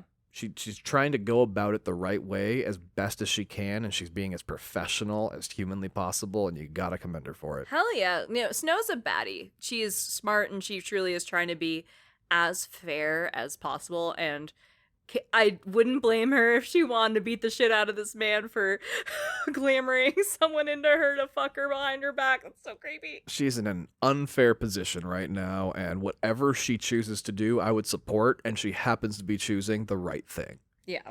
She and Bigby talk, and they decide that they're going to take him in, at least for questioning, figure some shit out, while they decide what's going on. So they take Crane, they're like, all right, let's go to the office. Let's figure this shit out. You're under arrest, but you're not going to trial just yet. Yeah. As they're leaving the Pudding and Pie, a few cars roll up in the alley right in front of them. Like a fucking gangster movie. Ooh. Out come the Tweedles. Of course they do. And we are introduced to one of my favorite characters in the game. I said Snow is a bad bitch. This is the baddest bitch. Bloody Mary. Oh, Bloody Mary. Bloody Mary. Oh my god, I'd forgotten about Bloody Mary for a minute. Bloody Mary is just a mean bitch in a leather jacket. And I love her so goddamn much. I love her because she's like a horror fable. Oh, yeah. So, for context, I don't know if the younger generation has aged out of this. Yeah. But if you look in a mirror and say Bloody Mary, Bloody Mary, Bloody Mary, and turn off the lights or turn on the lights. Yeah, it's something to do with that. You're supposed to be able to see a ghost. Yeah. And I think it's just like a lighting trick. Oh, yeah. It's entirely just your eyes playing tricks on you. But it's something where you can really scare the shit out of yourself on a rainy night home alone. Especially as a young kid. But yeah, so that's what's, again, so cool about this like story and this world and everything is that, yeah, there's fables that are like the good guys, and then there are the fables that are just terrifying. Yeah, like Candyman, that kind of urban legend shit. Oh, yeah. But Bloody Mary exists in this world. She's so fucking cool. Oh, wonderful. I'm Filipino, and there is a urban legend kind of fable of a witch who can separate her body. Yeah. And go around and eat children or something. Bloody Mary's pretty cool. One of my favorite American fables is coming up soon too. Like, ooh, like horror fables. I'm really I know excited for. exactly which one you're talking about because he's my other favorite. Yeah, I'm super excited to get to that one. He's one of my favorite character designs. I got really excited getting into this. But we meet Bloody Mary, who comes out of one of the big black cars. And obviously they're big black SUV, like gangster-looking cars. And they're working for the Crooked Man. The fucking Crooked Man. And they just say, hand over Crane. Oh, shit. So who is the Crooked Man? The Crooked Man lived in a crooked house. Walked a crooked mile. On a crooked mouse? Something about having a crooked smile. I don't know. Again, that is an older, like, fairy tale I'm not completely even familiar with as an adult, or I don't think I ever even knew it much as a kid, but, you know, it's an ancient one. Yeah. I appreciate the kind of double pun of the Crooked Man being a mob boss and being a crooked person and into crooked things, and also just being in Fable world the Crooked Man. Yeah. Which is cool. No, it's an appropriately named character. Yeah. So they're like, hand over Crane, and Bigby's talking shit, and they start getting impatient, and the Tweedles start shooting at Bigby to make him turn into a wolf and like poke it out of him, get him a little riled up. Snow's holding Crane back and is like, I'll protect the package. You fucking fight everyone, I guess. So they're basically trying to just like disrupt the whole thing so they can get their goals accomplished. We're gonna go in. We're gonna make a lot of noise. We're gonna get Crane to Tahiti. I'm so glad we did Red Dead, because now I can just drop this shit and not feel weird about doing it out of context. Right. I'm Dutch now. It's great. I'm concussed Dutch. So the Tweedles are shooting at him. They're provoking him to turn into a wolf, get some chaos. Probably grab Crane. And in this scuffle, you can actually kill Tweedledum. Yes, you can, and I abso-fucking-lutely killed Tweedledum. I did too. It's so satisfying to kill Tweedledum. I've played this a couple times through, especially over the years. 'Cause again, I started playing this as it came out in 13. Like, we played the first chapter, and then as they were coming out, we were playing them live. Yeah. Because, again, I got into it. I handed it over to Tom and said, you have to try this. This is crazy. And we both got really excited. Oh, yeah, we were, like, doing countdowns to the releases of each one. Yeah, so we both played this. We played good Bigby runs. We've played Chaos Bigby runs. Yeah. It's always so much more satisfying to play a Chaos Bigby run. And they've kind of all blended together now in my head, so it's hard to keep them together, because it's also been a while since I've played all these. Oh, totally. Yeah, I played them very recently for the show, and was like, oh, I forgot this shit happened. Yeah. So, you're fighting the Tweedles. You can kill the dumb Tweedle. Mary doesn't give a fuck about you. Nope. And she shoots you with a silver bullet. Now, what did I tell you about Bigby? He's basically a werewolf. And what are werewolves not great with? Silver bullets, most definitely. Exactly. It's like their one weakness. Yeah, so she shoots him with a silver bullet and then attacks him with the Woodsman's axe. Made of silver. Ugh. Like, this is a weapon that's already taken you down once before. Yeah. Most definitely. And it's been mentioned by Woody. Oh, yeah. Of like, I ripped open your belly and stuffed you with rocks. Like, he brings up the most gruesome version of that story. But also, where did this bitch get his axe? Girl, we've been seeing Woody pretty consistently. We keep running into him, and he's always got his axe on him. And he's a big motherfucker. Yeah, and Bloody Mary's 5'2", 85 pounds, maybe. She's Soaking tiny. wet, yeah. Yeah. The Crooked Man is still in his car waiting. Snow is fucking terrified. Oh, yeah. And she just hands over Crane and goes, what the fuck? I want nothing to do with anything. Right. This pleases the Crooked Man, who motions to Mary to leave. Just kind of a get back in the car. Mary stomps Bigby out as she's leaving, takes Crane, gets back in the car, and leaves. Oh, Bloody Mary's badass. That's the end of chapter 3. Oh my god, so we still got 2 chapters to go. All Yeah. right. Oh, goodness. It's so stressful. All right. Well, let's keep going. What happens next? Chapter 4, In Sheep's Clothing. I love it. Like, for a wolf. I know, it's so good. Oh, that's good. The chapter opens with Bigby dreaming that Bloody Mary is hacking at him with the axe. I'm just hacking away at his body. Yeah, which is so fucking stressful to open the chapter on. Right. Holy shit. He wakes up while Dr. Swinehart is once again pulling a bullet out of him. So he was under. Yeah. Which, as a PSA, I've had a couple surgeries in the last 2 years. Like I said, my health hasn't been great. If you are a heavy user of cannabis, anesthesia can not blend well with a body that has cannabis or THC products in it, and you can wake up during surgery. It hasn't happened to me, but it is not uncommon. So, True. if you are going under with any form of anesthesia, please alert your medical team your last use of cannabis and however heavily you use it, because holy shit, that sounds like the worst thing to wake up to in the entire world. Who was it? Travis Barker that happened to? There's a rumor that did happen to Travis Barker. He was in an airplane accident and there he had a bunch of restorative surgeries and things like that, but that allegedly did happen to him. Yeah, that's fucking Holy wild. shit. You guys are learning a lot today. We are on The Other dropping Castle. some knowledge. That has nothing to do with video games, but we hope that you walk away with this with some very useful information. Medical information, relationship knowledge, hell yeah. If you're ever on Actually, this is going to be really helpful during the life events portion of the game. Or the non-life events portion of the game. This entire podcast is aimed at getting us on Actually at some point in the future. Truth be told. I would so love to be on Actually. Oh, yeah, but I everybody love would. Team Dropout. We subscribe to Dropout. We are paid members. I am a big fan of all of their products. I adore them, and I want to scream Actually at Mike Trap very bad. It's a lofty goal, but maybe someday we'll get there. Putting it out in the universe. That's manifesting, right? Yeah, exactly. That's what it's called. So anyway, Dr. Swinehart is once again pulling that bullet out of Bigby. And his roommate, Pig, Colin, and Snow are there for support. You know, since he's a wolf and got shot with a silver bullet, hacked away with an axe, and then curb stomped recently. Yeah, reasonable entirely. It's sweet that Colin shows up, because Colin kind of hates him. You know, Bigby is the reason Colin is homeless and has to live with him. Yeah, but also, like, Bigby wants to kick Colin out really bad and keeps threatening to kick Colin out. So Yeah. I think Colin's also there to be like, see, I was there for you in your time of need. How can you kick me out? I'm your friend, dickhead. Post-op, Snow is super fucking annoying, to be real.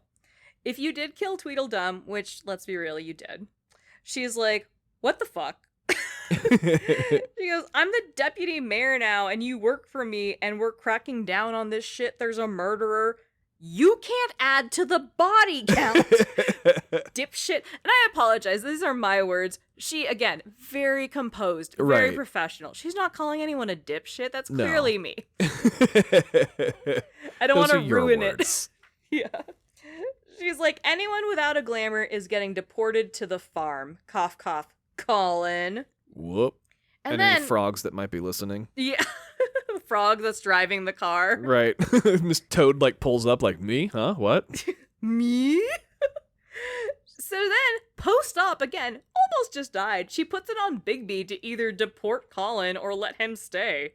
I mean, It's kind of cunty. it is a little bitchy. Because she's like, you're here to support the same person I'm here to support. Also, I'm going to deport you. It's not the greatest thing. No. Also, he's just a pig. Like, as long as he's not talking in front of people, like, let him be a pig. Colin does chain smoke. That's true. He does chain smoke cigarettes. So he looks well, you know, if you go to Brooklyn, that's probably not that weird. Again, you're in New York. It's not going to be that strange. Yeah, and it's New York in the 80s. Everyone's on cocaine. So Snow goes, okay, you know what? I have to take a phone call. I'm going to stop whining at you. And your boy, drunk-ass Buffkin, comes in I love Buffkin. and is like, hey, Bigby, Narissa wants to talk to you. Narissa is the stripper with the face. Right, that doesn't have a sexy enough face. Which we're just going to go with that. Yeah. Again, ribbon around her neck. Crane was screaming at her to get an alibi out of her. She's involved. Yeah. Bigby hobbles back to his office. He and Narissa try to talk, but unfortunately, the magic ribbon around her neck keeps her from being able to speak on specific things he's asking about. Oh, okay. So the ribbon is enchanted. Yes. The ring that Crane had didn't help, and she clearly still has some sort of spell or curse on her, and it's the phrasing she uses is, these lips are sealed. So he'll be like, hey, who's the murderer? And she goes, these lips are sealed. But she's clearly trying to get to a point. It's just that this enchantment is keeping her from getting there, which is so frustrating and really sad because, you know, she does want to help. I'm sure she was really close with Lily. These girls work together. They've been through so much together. And she's like, fuck, man, I just want my friend to have justice. Yeah, and like that's not the first person to say these lips are sealed to him either. Exactly. Yeah. So Snow busts in and tells Bigby that Beauty and Beast called, and when she says this, Nerissa perks up and is like, yeah, you guys should go check that out. So Oh. she's trying to kind of lead them towards something. Okay. Bigby can take a hint. He's a sheriff. Right, he's a detective. You go to the apartment where Beauty and Beast live, and Beauty reveals that she took a loan out from the Crooked Man at the pawn shop run by the Jersey Devil. Ah, the Jersey Devil. That's the other horror fable that I was talking about that I love so much. So the Jersey Devil, historically, is literally just a devil that lives in New Jersey. Yeah. It's fucking great. We're going to get to him in a minute. And Beast also reveals that he's been moonlighting as a courier, if you're young, that means Postmate, for the butcher shop and has seen Bloody Mary there. So, hold up. Beast and Beauty have both been, like, secretly working. Yeah, and not telling each other. And not God, that is a bad relationship. And just being like, I'm going out for 8 hours and I'm taking a lunch with me. So, everybody fuck? listening, we're going to teach you another lesson. So, communication in a relationship is very important. It's true. And if you want your relationships to work out, you guys gotta communicate with each other and tell each other what you're doing. So that way you're not sitting there working a job and then you're suddenly getting accused of cheating. You should feel comfortable being honest with your partner. Point blank. Point blank. This game is really bringing up a lot. We're getting into some politics. We're getting into like dynamics of relationships by seeing what not to do. And we've seen some pretty toxic relationships in this show, you know. I did not expect this episode to be edutainment, but here we are. I hope it's at least one of the two. If we're doing both, that's fucking great. I thought Zoombinis was the only edutainment game that we were going to do in this series, but I guess we got another one here with Wolf Among Us, so. There you go. So from here, you have two very good leads. So Nerissa is right to nudge you in the direction of talking to Beauty and Beast. Right. So you can follow the lead of going to the pawn shop that the Crooked Man runs under the Jersey Devil. Mm-hmm. Or you can go to the butcher shop where Bloody Mary has been spotted by Beast. Fuck. Those are both such good scenes. I know! Oh, they're both so good. I'm too excited for the Jersey Devil. Let's go to that one first. Okay, that's the one I had first. Okay, good. So let's go to the Lucky Pawn shop. You run into Jack again, of Beanstalk fame, Okay. and see Woody. Oh, okay. This motherfucker's everywhere, and he's just straight up scream arguing with the Jersey Devil. Jack is like, that sucks, dips out. And Bigby overhears Woody say his axe was stolen from his apartment. Oh. Which is why Bloody Mary had it. The Jersey Devil is like, that sucks. I'm not fucking helping you. Right. He's like, I don't have it. So, yeah. I mean, starting at the pawn shop's the right place to start, but you don't get mad at him if he doesn't have it. Yeah. It's not your fault, man. Yeah. It's like, yeah, obviously that would be the first stop most people would make, but like, that's right. His place got tossed, and that's why. All right. And you didn't go there to stop them from taking it. Totally. So the Jersey Devil starts off as this like pot-bellied, balding ginger. Mm-hmm. And as he and Woody are screaming at each other, he turns into this incredible, beautiful monster deer man with a deer skull on his head and these crazy antlers. And he's tall, he's long and lanky and scary. It's such a beautiful monster design. Like if a deer skeleton turned into a tree like Groot. Oh, like, yeah. Take a deer skeleton and throw it onto Groot, and you've got the fucking Jersey Devil, and it's fucking wild. And he looks like the biggest piece of shit when he's not Right. the Jersey Devil. He looks very useless otherwise. Yeah, he looks like he owns a pawn shop. Like, yeah. I don't know if you guys remember, this is a weird pull, but there was an Emmys sketch that they did where Bryan Cranston and Aaron Paul ran a pawn shop and Julie Louis-Dreyfus was selling one of her Emmys. Right. It looks like either Bryan Cranston or Aaron Paul just being scummy pawn shop owners. It's very straightforward. Yeah. No, he's not intimidating. You wouldn't think twice about him, but then he turns into one of the scariest monsters you've ever seen. And he is all sass. He's a total dickhead. Yeah. Bigby comes in, gets involved, and is like, hey, fuck you. I need to learn about the Crooked Man. and they get into this huge scuffle. It is such a great fight sequence. And it's hard to have a good fight sequence in a QTE story without it being boring, of going, press X to fucking kick this guy. I was going to say very similar thing. Like, the other game that we've done that was fully QTE was Heavy Rain. Mm-hmm. And their system for QTEs is different from Telltale's system for QTEs. Yeah, absolutely. I don't know which one I like better necessarily. I think that, David Cage's team kind of does some action pieces better, but I think fight scenes, Telltale takes the cake. Yeah, which is... fully and completely. I absolutely agree. I think the investigation is better in David Cage's Heavy Rain. Yeah, I think so too. Because within the Telltale world, investigations are look at something, press X, read a couple screens. But there's something about the David Cage games where you can twist things and be a little more interactive. But I also agree that the fight sequences in Telltale are so engaging, and there's a melody to them.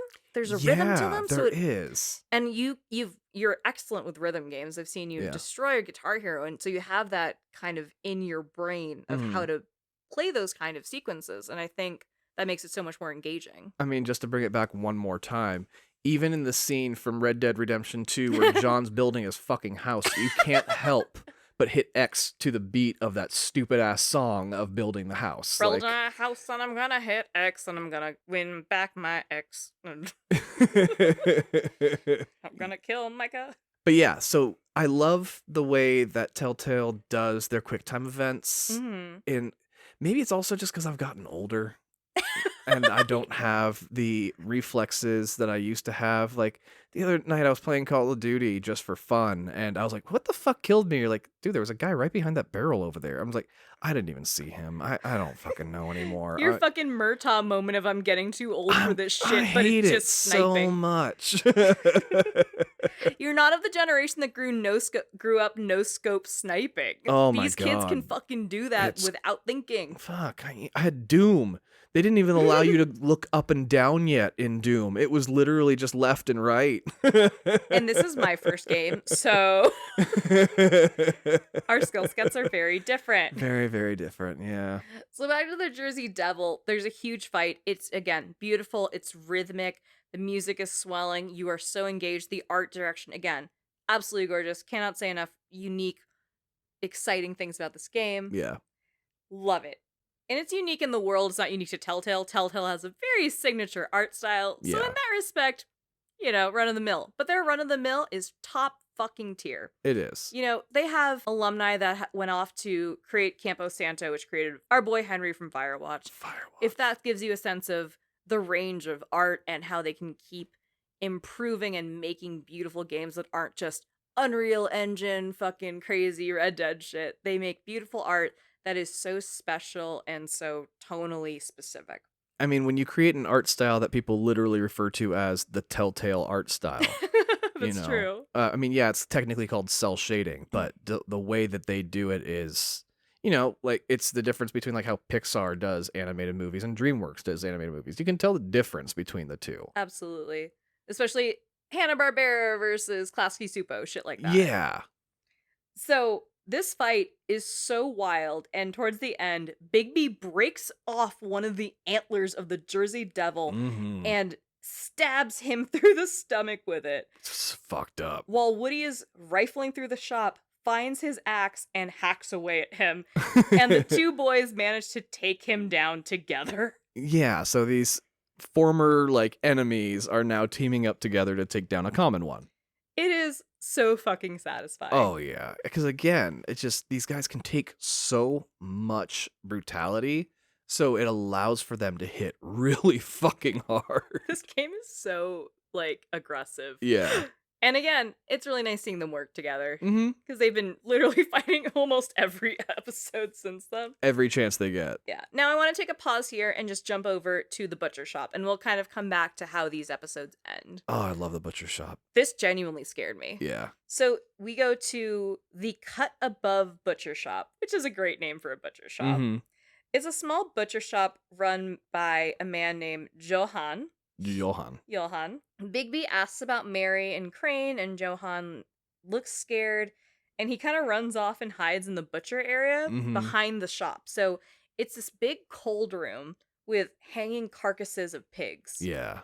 And it is Hanging Collins everywhere. hanging Collins. All these pigs that he huffed and puffed down. Right. It's fucking genuinely scary. Yeah. It's a completely dark room and you don't have a great visibility, so you're just walking around pig carcasses. Truly creeped me out. And like having to push them to the side and stuff like that. It's just like, ugh. And like, sorry, for reference, this butcher is the butcher from Butcher the Baker, the candlestick maker, correct? I believe so, Okay. yes. Sorry, I'm just trying to connect who these characters are to their like I appreciate fairy that. tale I don't equivalent. know what the fairy tale of those three men are. Yeah, it's about as much as I can remember. It's just that they have titles. Yeah. Good for them. So you go through this endless void of meat, and Johann reveals that Bloody Mary has been using the butcher shop as a business port for illegal potions. Oh. And there's also clearly been some torture happening, because when you find a back room of the butcher shop, there are shackles and blood on the floor. Oh, goodness. Oh, it's fucking dark as shit. And Johann's basically like, they rolled in, they told me they needed the space, I didn't want to be rude, and now they just set up shop. Am I correct in remembering, though, that if you go there first, you can see who they were torturing? If you go there first, you can see a list of names on a chalkboard. Okay. You can't see who they're torturing. Okay. So either way, you see both places, and no matter what you choose first, the second place you look, you find the missing mirror shard for the magic mirror. Okay. So it is what it is. And again, there are slight differences, but you basically get the same outline. I mean, we've seen AAA titles do the same mechanics, so it's fine. Oh, yeah, totally. Not inventing the wheel here. No. Back at Fables HQ, the office. I got a little weird writing in my notes, guys. Sorry. Bitch-ass Bluebeard is whining about giving Snow shit while she argues with Toad about glamour. Bluebeard is like, there's no fucking leadership. We aren't getting anywhere. I'm not helping. Snow's like, I know. I'm working on it. And Toad's going, oi, I can't afford glamour. I'm a frog. And Snow goes, you have to get deported. So it's like a mom with two whiny kids on either arm. Right.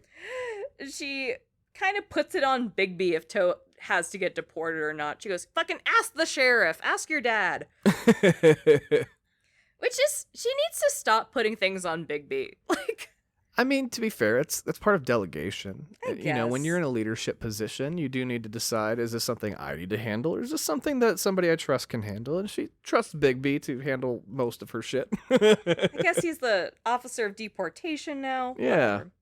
He's So- ice. He's ice now? Oh no. So he goes, hey, I found the rest of the mirror. And they go, oh, fuck yeah. Bluffkin comes in and he's like, I got you guys. It's good as I got the wine. We're gonna make the mirror. I'm drunk. Do you like my That drunk was good. monkey? That was good, Buffkin. It was okay.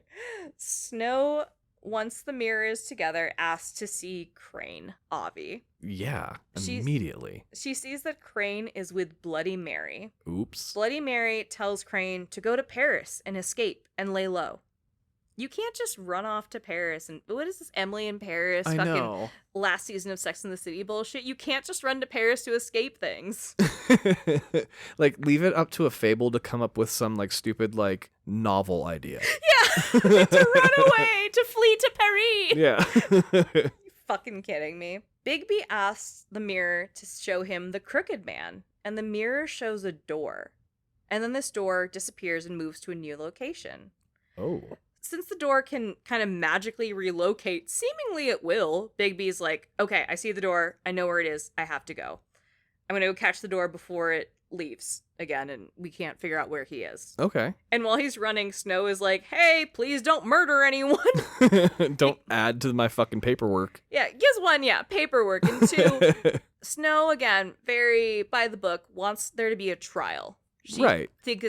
She thinks it's the most fair to put him on trial in front of the rest of the town, figure out what to do with this man who has caused death in the community. Right.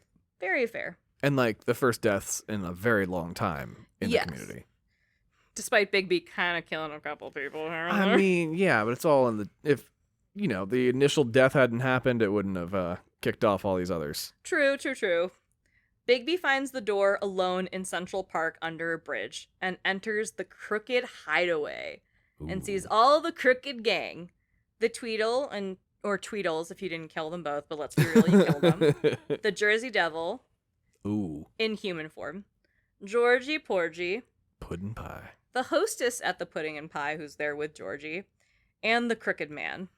Okay. They're all immediately pissed, except for the Crooked Man, and kind of step up to fight you. Like, they start flexing, puffing their chests out, and are like, this motherfucker. Well, yeah, you fucked every single one of them up. Absolutely, for very valid reasons. You've absolutely swung at everyone involved here. You've impaled one. If you killed one of the Tweedles, you killed one of their brothers. Right. So now you have to face down the evil League of Evil. Yeah, but the Crooked Man stops them. He says, everyone in town has a role, and offers a seat to Bigby and says they have a lot to discuss.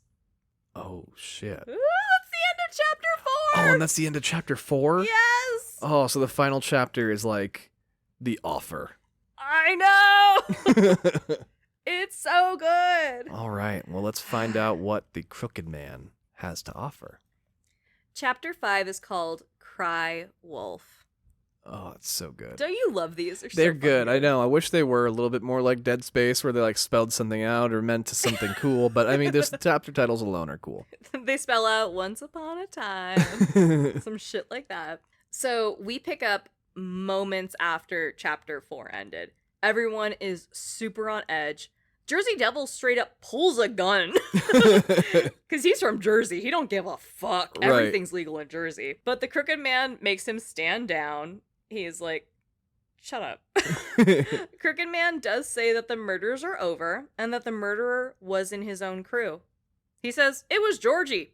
Oh, Straight up. just rats out Georgie. And he says he'll handle it. So this is like a lot for the opening of the chapter. So this guy's trying to just establish right away that he has his own community within Fabletown and that he's in control of it. This is some mob shit. Yeah. The Crooked Man says Georgie misinterpreted one of his instructions and that Bigby can take Georgie in if, Bigby doesn't, trip on the other crimes being committed. Right. So he's like, I'll give you Georgie if you overlook the other shit. And Georgie's in the room, so he's super fucking mad. Well, yeah, because, I mean, in all likelihood, Georgie is probably just a patsy. Totally. He's a pimp. He's trying to be hard, but he still is like an underling. Yeah. He's the fall Porgie. guy. Yeah. So Georgie's like, you're all going down with me if I'm going down. Which Hell is yeah. very, you'll never take me alive. And then, while this is happening, Georgie's getting all hyped up. Out of a mirror steps Bloody fucking Mary. She comes out of the mirror. It's so That's fucking so cool. good. And she walks in the room and just punches Bigby. Fuck yeah, she does. Like, that's how she enters our room. Are you kidding me? This is a perfect fucking villain. And she makes him start to wolf out. And the Tweedles, or Tweedle, Georgie, and the Jersey Devil start to fight Bigby. Oh, and this is one's good. It's so good. They're fighting. There's a whole big scuffle. The Tweedles are kind of tag teaming, or if it's one Tweedle, he's just like, I got this. Georgie starts to stab Bigby with a knife he brought, because of course he's a knife guy. Right. But gets the Tweedle instead. So either way, a Tweedle's dead. Right. And then Bigby is able to take the knife and turn it on Georgie. So Georgie gets stabbed with his own knife. Oh, that's so... Oh, that sucks. Yeah. And then Bigby also just knocks out the Jersey Devil just straight up. Which, I love the Jersey Devil design so much. It's so good. During this fight, a huge blue portal opens in the room, and the Crooked Man and Mary escape through it. I mean, now there's portals. Yeah. Bigby is busy beating up the Jersey Devil. The Pudding and Pie hostess kind of picks up Georgie and is like, hey, you're bleeding out. Pulls him through the portal and also is able to take him away to escape. After Bigby knocks out the Jersey Devil, he's able to get out. He gets onto the street through the portal and sees Georgie and the hostess in a car beginning to, escape, get kind of settled. Georgie, again, bleeding out, so he has to kind of get shuffled into the back seat while Homegirl gets in the front. And Bigby starts to chase him, and he's doing this half-wolf, werewolf thing, and he's running across fucking building tops and shit. It's this yeah. great car sequence. And you get to the point where you can either follow the car that has Georgie in it, or you can follow the car that has the Crooked Man in it, because you're also able to see, like, oh shit, that's the limo the Crooked Man and Mary are in. Yeah. Either way, it's just different sequences either way, so it's not crazy. They give Bigby a really hard time in the chase, since you're on foot and they're driving. Right. And no matter who you chase, you end up at the pudding and pie. Okay. So I'm going to kind of outline the sequences a little bit more structured, so I'm going to make the decisions here. We're going to decide to chase Georgie first. Okay. We get inside of the pudding and pie. When you get in, you're talking to Georgie, who says that the Crooked Man told him to kill Faith and to kill Lily. He says that the hostess, Vivian, who's been hustling him around this whole time, right, is the original girl with the ribbon. A curse to keep her from talking about the work that they do. Vivian also has a ribbon around her neck. They were able to apply her curse to the other girls at the club. Apparently, Faith and Lily were trying to escape, which is what Holly mentioned. She said her sister didn't want to be in the lifestyle. Right. So the Crooked Man told Georgie to deal with it. So he killed 2 women. Dear God, that's not how you deal with it. No! He also explains that the only way to free the other sex workers from the ribbon curse is for Vivian to die and take the curse down with her. So she has to, it's one of those, like, the mothership curse. Entirely. You guys have seen it. Yeah. Kill the hub, they all die. Right. In Avengers, the aliens just fall out of the sky. They explain that the ribbons started as insurance for discretion. So it was just a way of protecting their clientele to keep clientele coming in. And, again, small community, word gets around. These lips are sealed. These lips are sealed. Yeah, so that's also why Nerissa couldn't talk to Bigby. She was like, fuck, I really want to tell you what Crane and Georgie and everyone are up to, but this ribbon won't fucking let me say anything. Right. So the Crooked Man came in after they had started these ribbons and really just fucked everything up out of control. He really exploited the ribbons, was able to get them into really dirty shit and get them into situations they're not comfortable with, all this crazy stuff. Because they can't talk about it, so, like, yeah.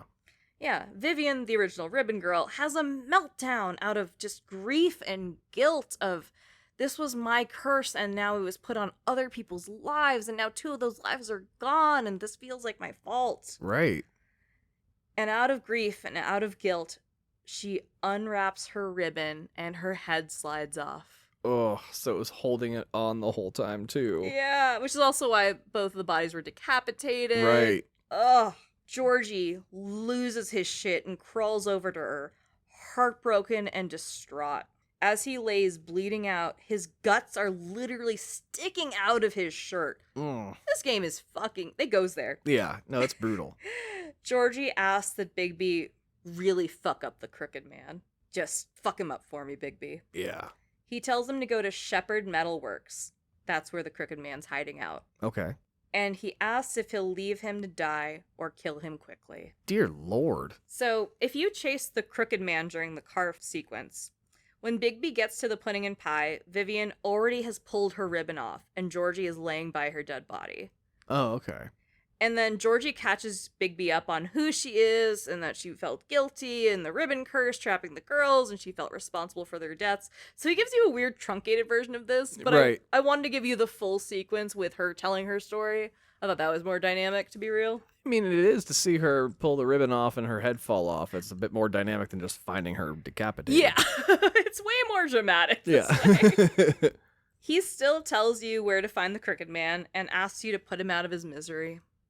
So you can truly let him bleed out and die, or you can kind of rip his guts out and kill him. I mean, he's there with his bottom bitch, just kind of like end of an era. This is me now. Right. So Bigby goes to Shepherd Metalworks, and he sees a ton of pictures on a wall of these sex workers and of snow and just kind of this creepy shit. And Bloody Mary's voice is taunting him from somewhere. As he's walking through, he finds mold and materials for making silver bullets.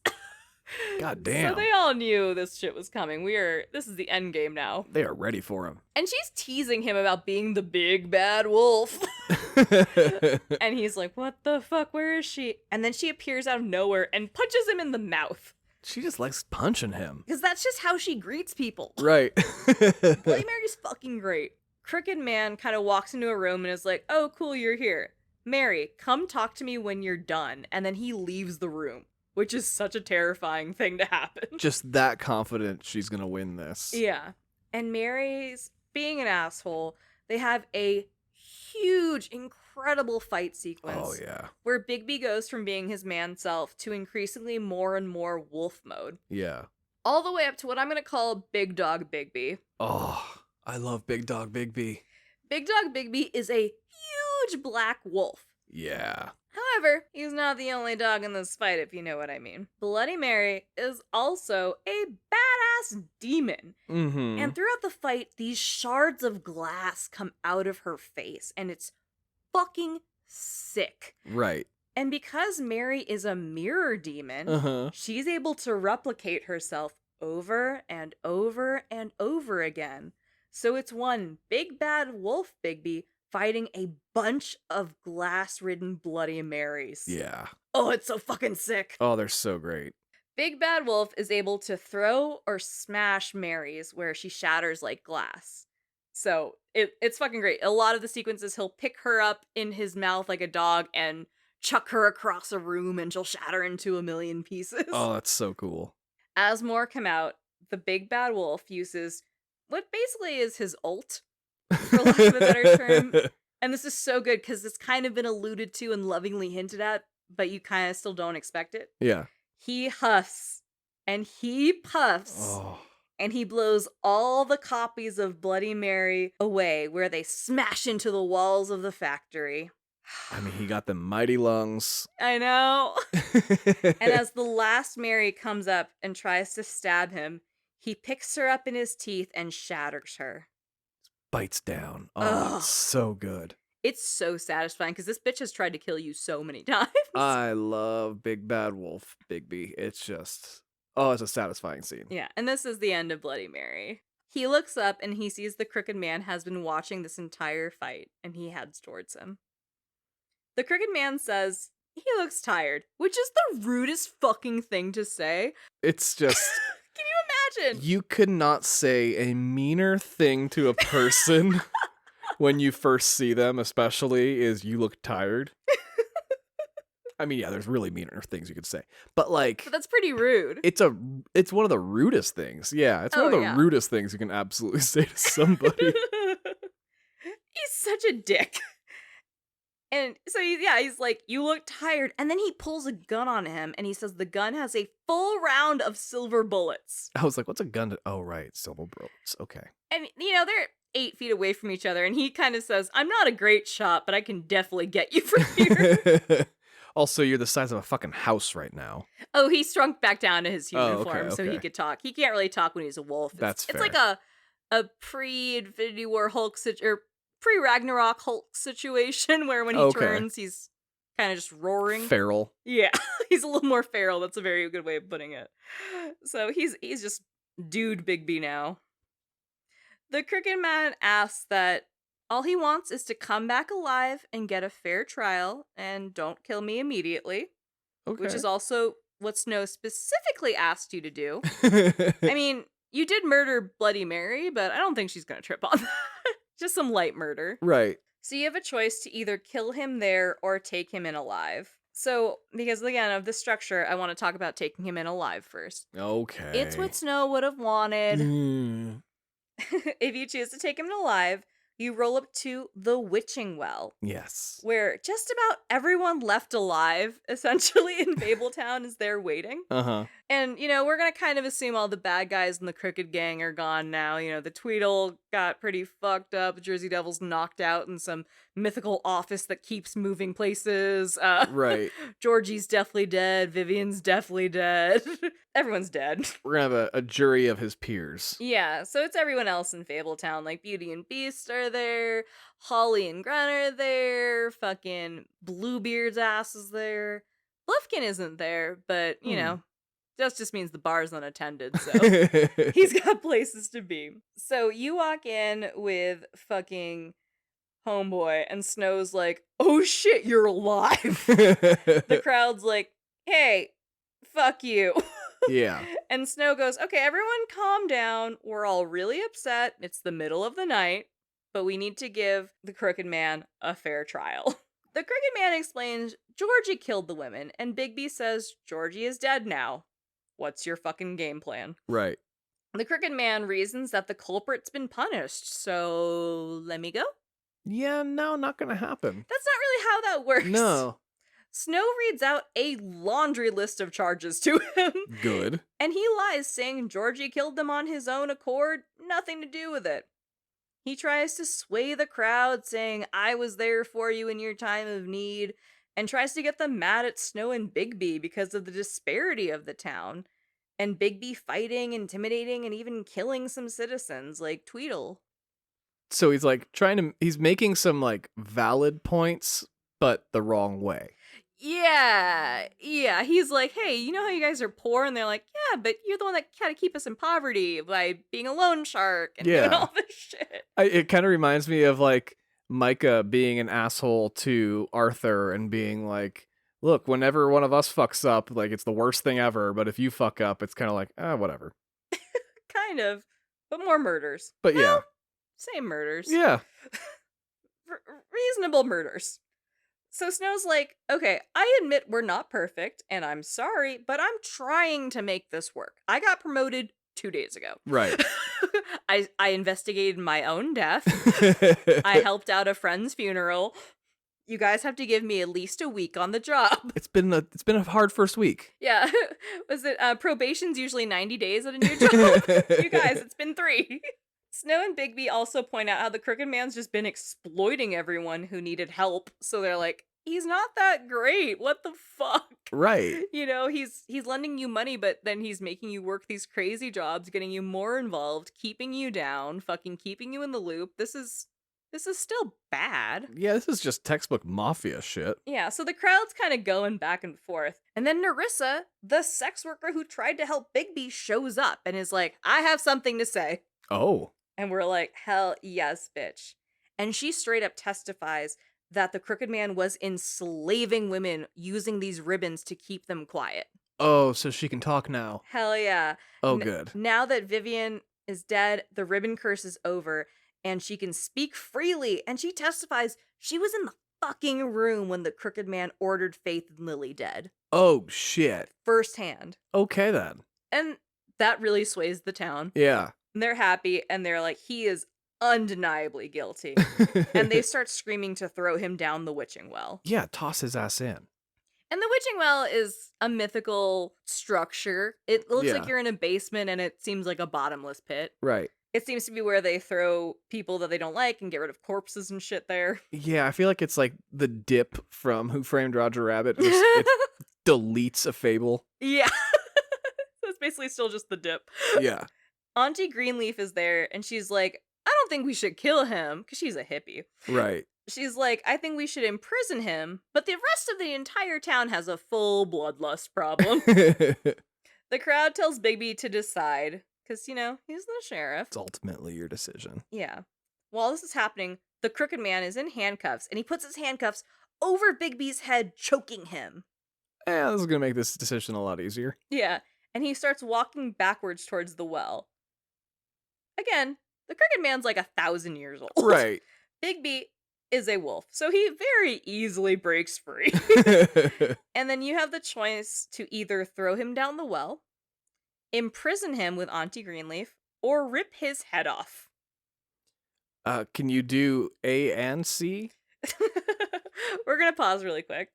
If you've already killed the Crooked Man, you show up to the witching well carrying his corpse in.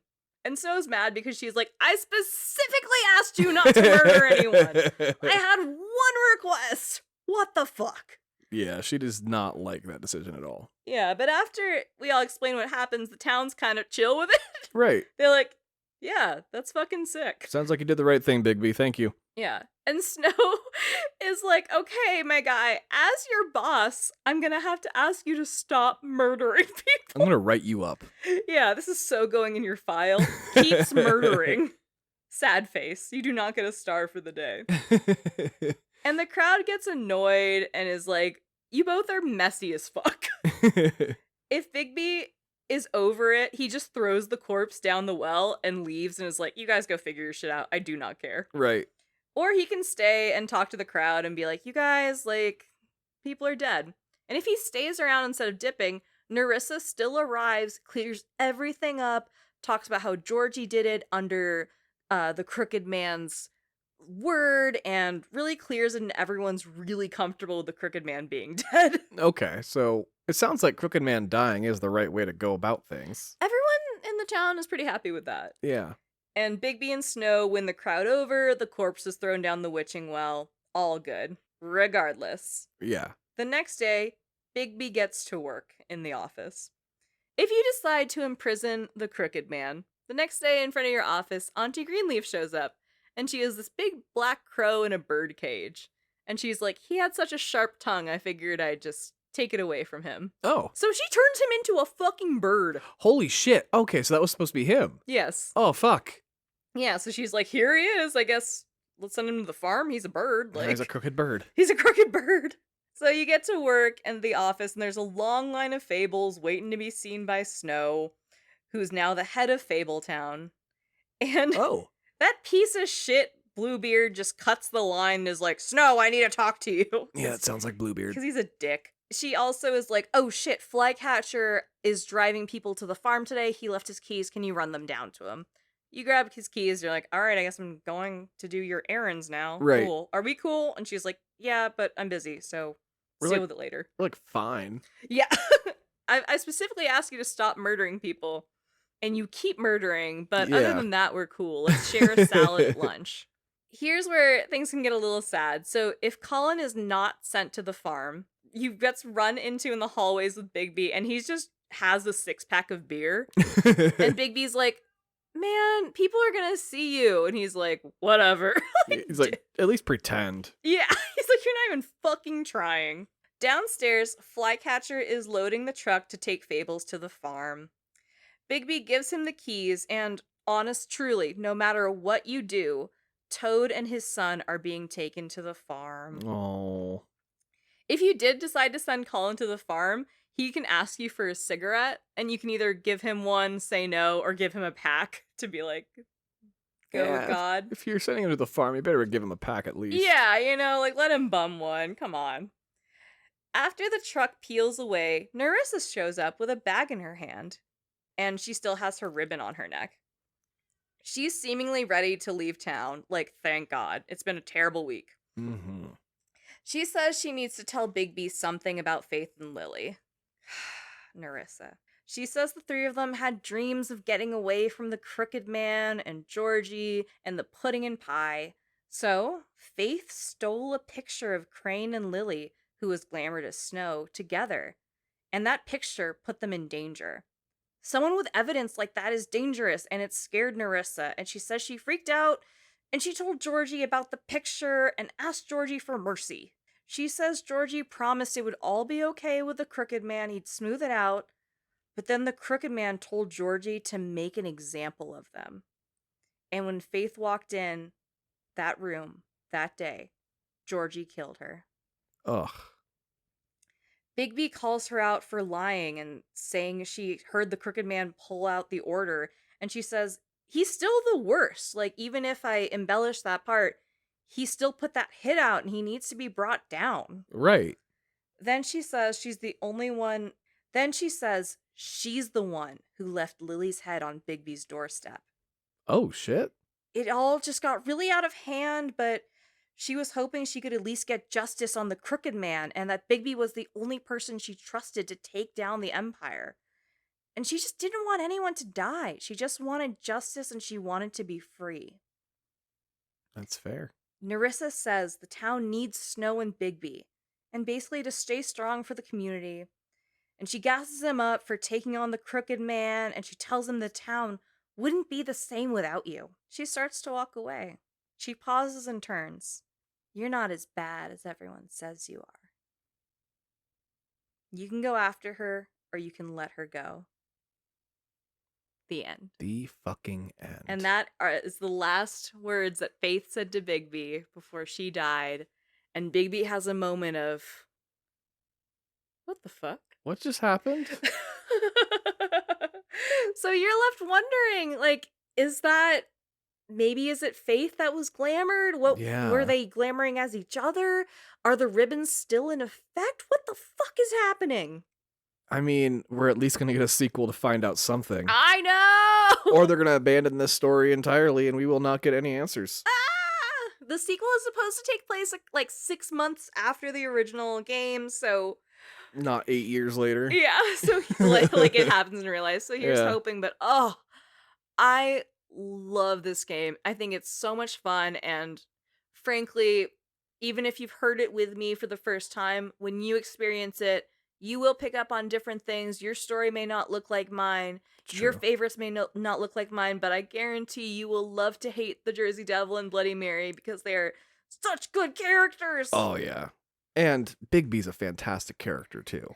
Oh, he's so good. Even if you play him as the biggest piece of shit, he's still so much fun to play. Yeah. I mean, Ugh, Bigby is so fucking good. yeah. Ugh, Snow's great. Just all killer, no fucking filler in this game. It's so, so wonderful. Truly, truly. And like I said, playing it on a tablet was such a really new experience for me. Yeah. And I've played it also on console. I've played it on PC. I've played it on a bunch of different like peripherals. Is that the right word for that? Consoles? Platforms? Platforms. I've played it on all sorts of different platforms, and honestly, give the one, if you have a tablet, a chance, because that one is just such a really cool way of utilizing a tablet to play a video game. I was very, very pleased and surprised by that. I agree. And like obviously that's how I played it. I wasn't comfortable or aware of how to use consoles. It was very intimidating. So as someone who hadn't picked up a console since the Game Boy Color, Right. this was a great barrier to entry for me to come in.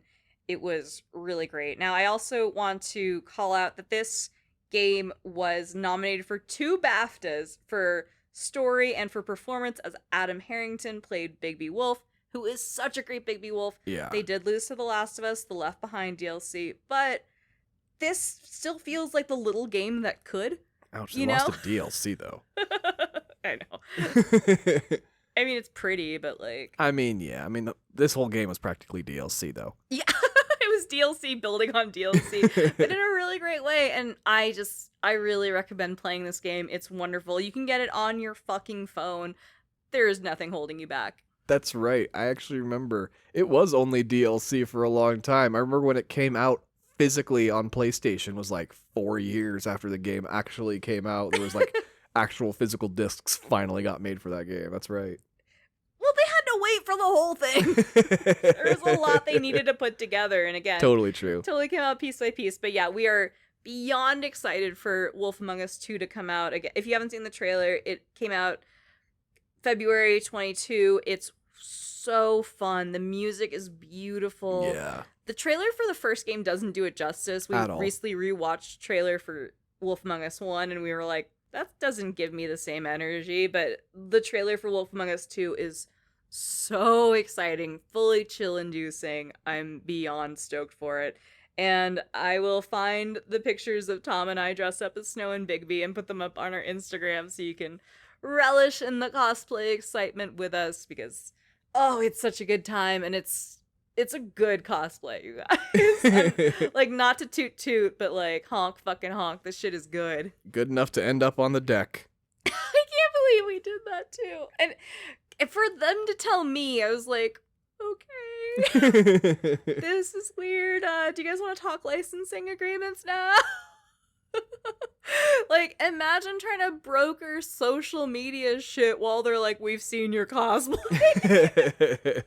Which, actually, now I'm thinking about it, is not the only time that's happened at that job. There's one that was way more embarrassing that I might tell on a future pod. But if you guys want to hear weird stories also, let me know, because I've got insane stories about that time of my life. Oh, yes. Tom can attest. It was a truly wonderful and wild time. I had a blast, but oh goodness. Got in a little trouble occasionally.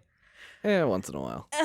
Fun trouble. But thank you all so much for sticking with us. I didn't expect this one to be this long, but I had a very good time. Maybe it's just because each episode of the game is actually quite short, but it's very wall-to-wall story. It Very is cool. meaty as fuck. It That's is for meaty. sure, yeah.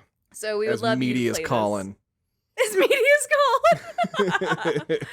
So thank you so much for sticking it out with us. You can find us on Facebook and Instagram. We are The Other Castle. Our email address is in the show notes. It is TheOtherCastlePodcast@gmail.com. We do read all your emails. If you have any suggestions, if you have any games that you've loved, if you have some cosplay you just want to share, let's fucking talk. I'm into it. I'm working on a cosplay right now that required some accessories that I'm building, but I'm really hopeful about it. And if it sucks, I will never bring it up again. But Exactly. just to put the energy out there, we're big nerds and fans. And you know what? Communicate well in your relationships. I think that's the big takeaway from this episode.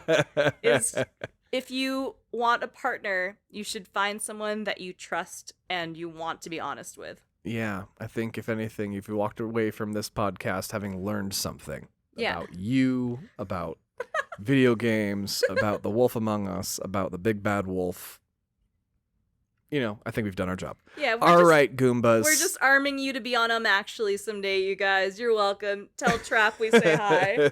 I hope you win a trivia contest, at least in your own local tavern or wherever. At your local Trip Trap. Yes, your local Trip Trap. That's good. All right, everybody. Have a fantastic rest of your day. And they lived happily ever after. Bye.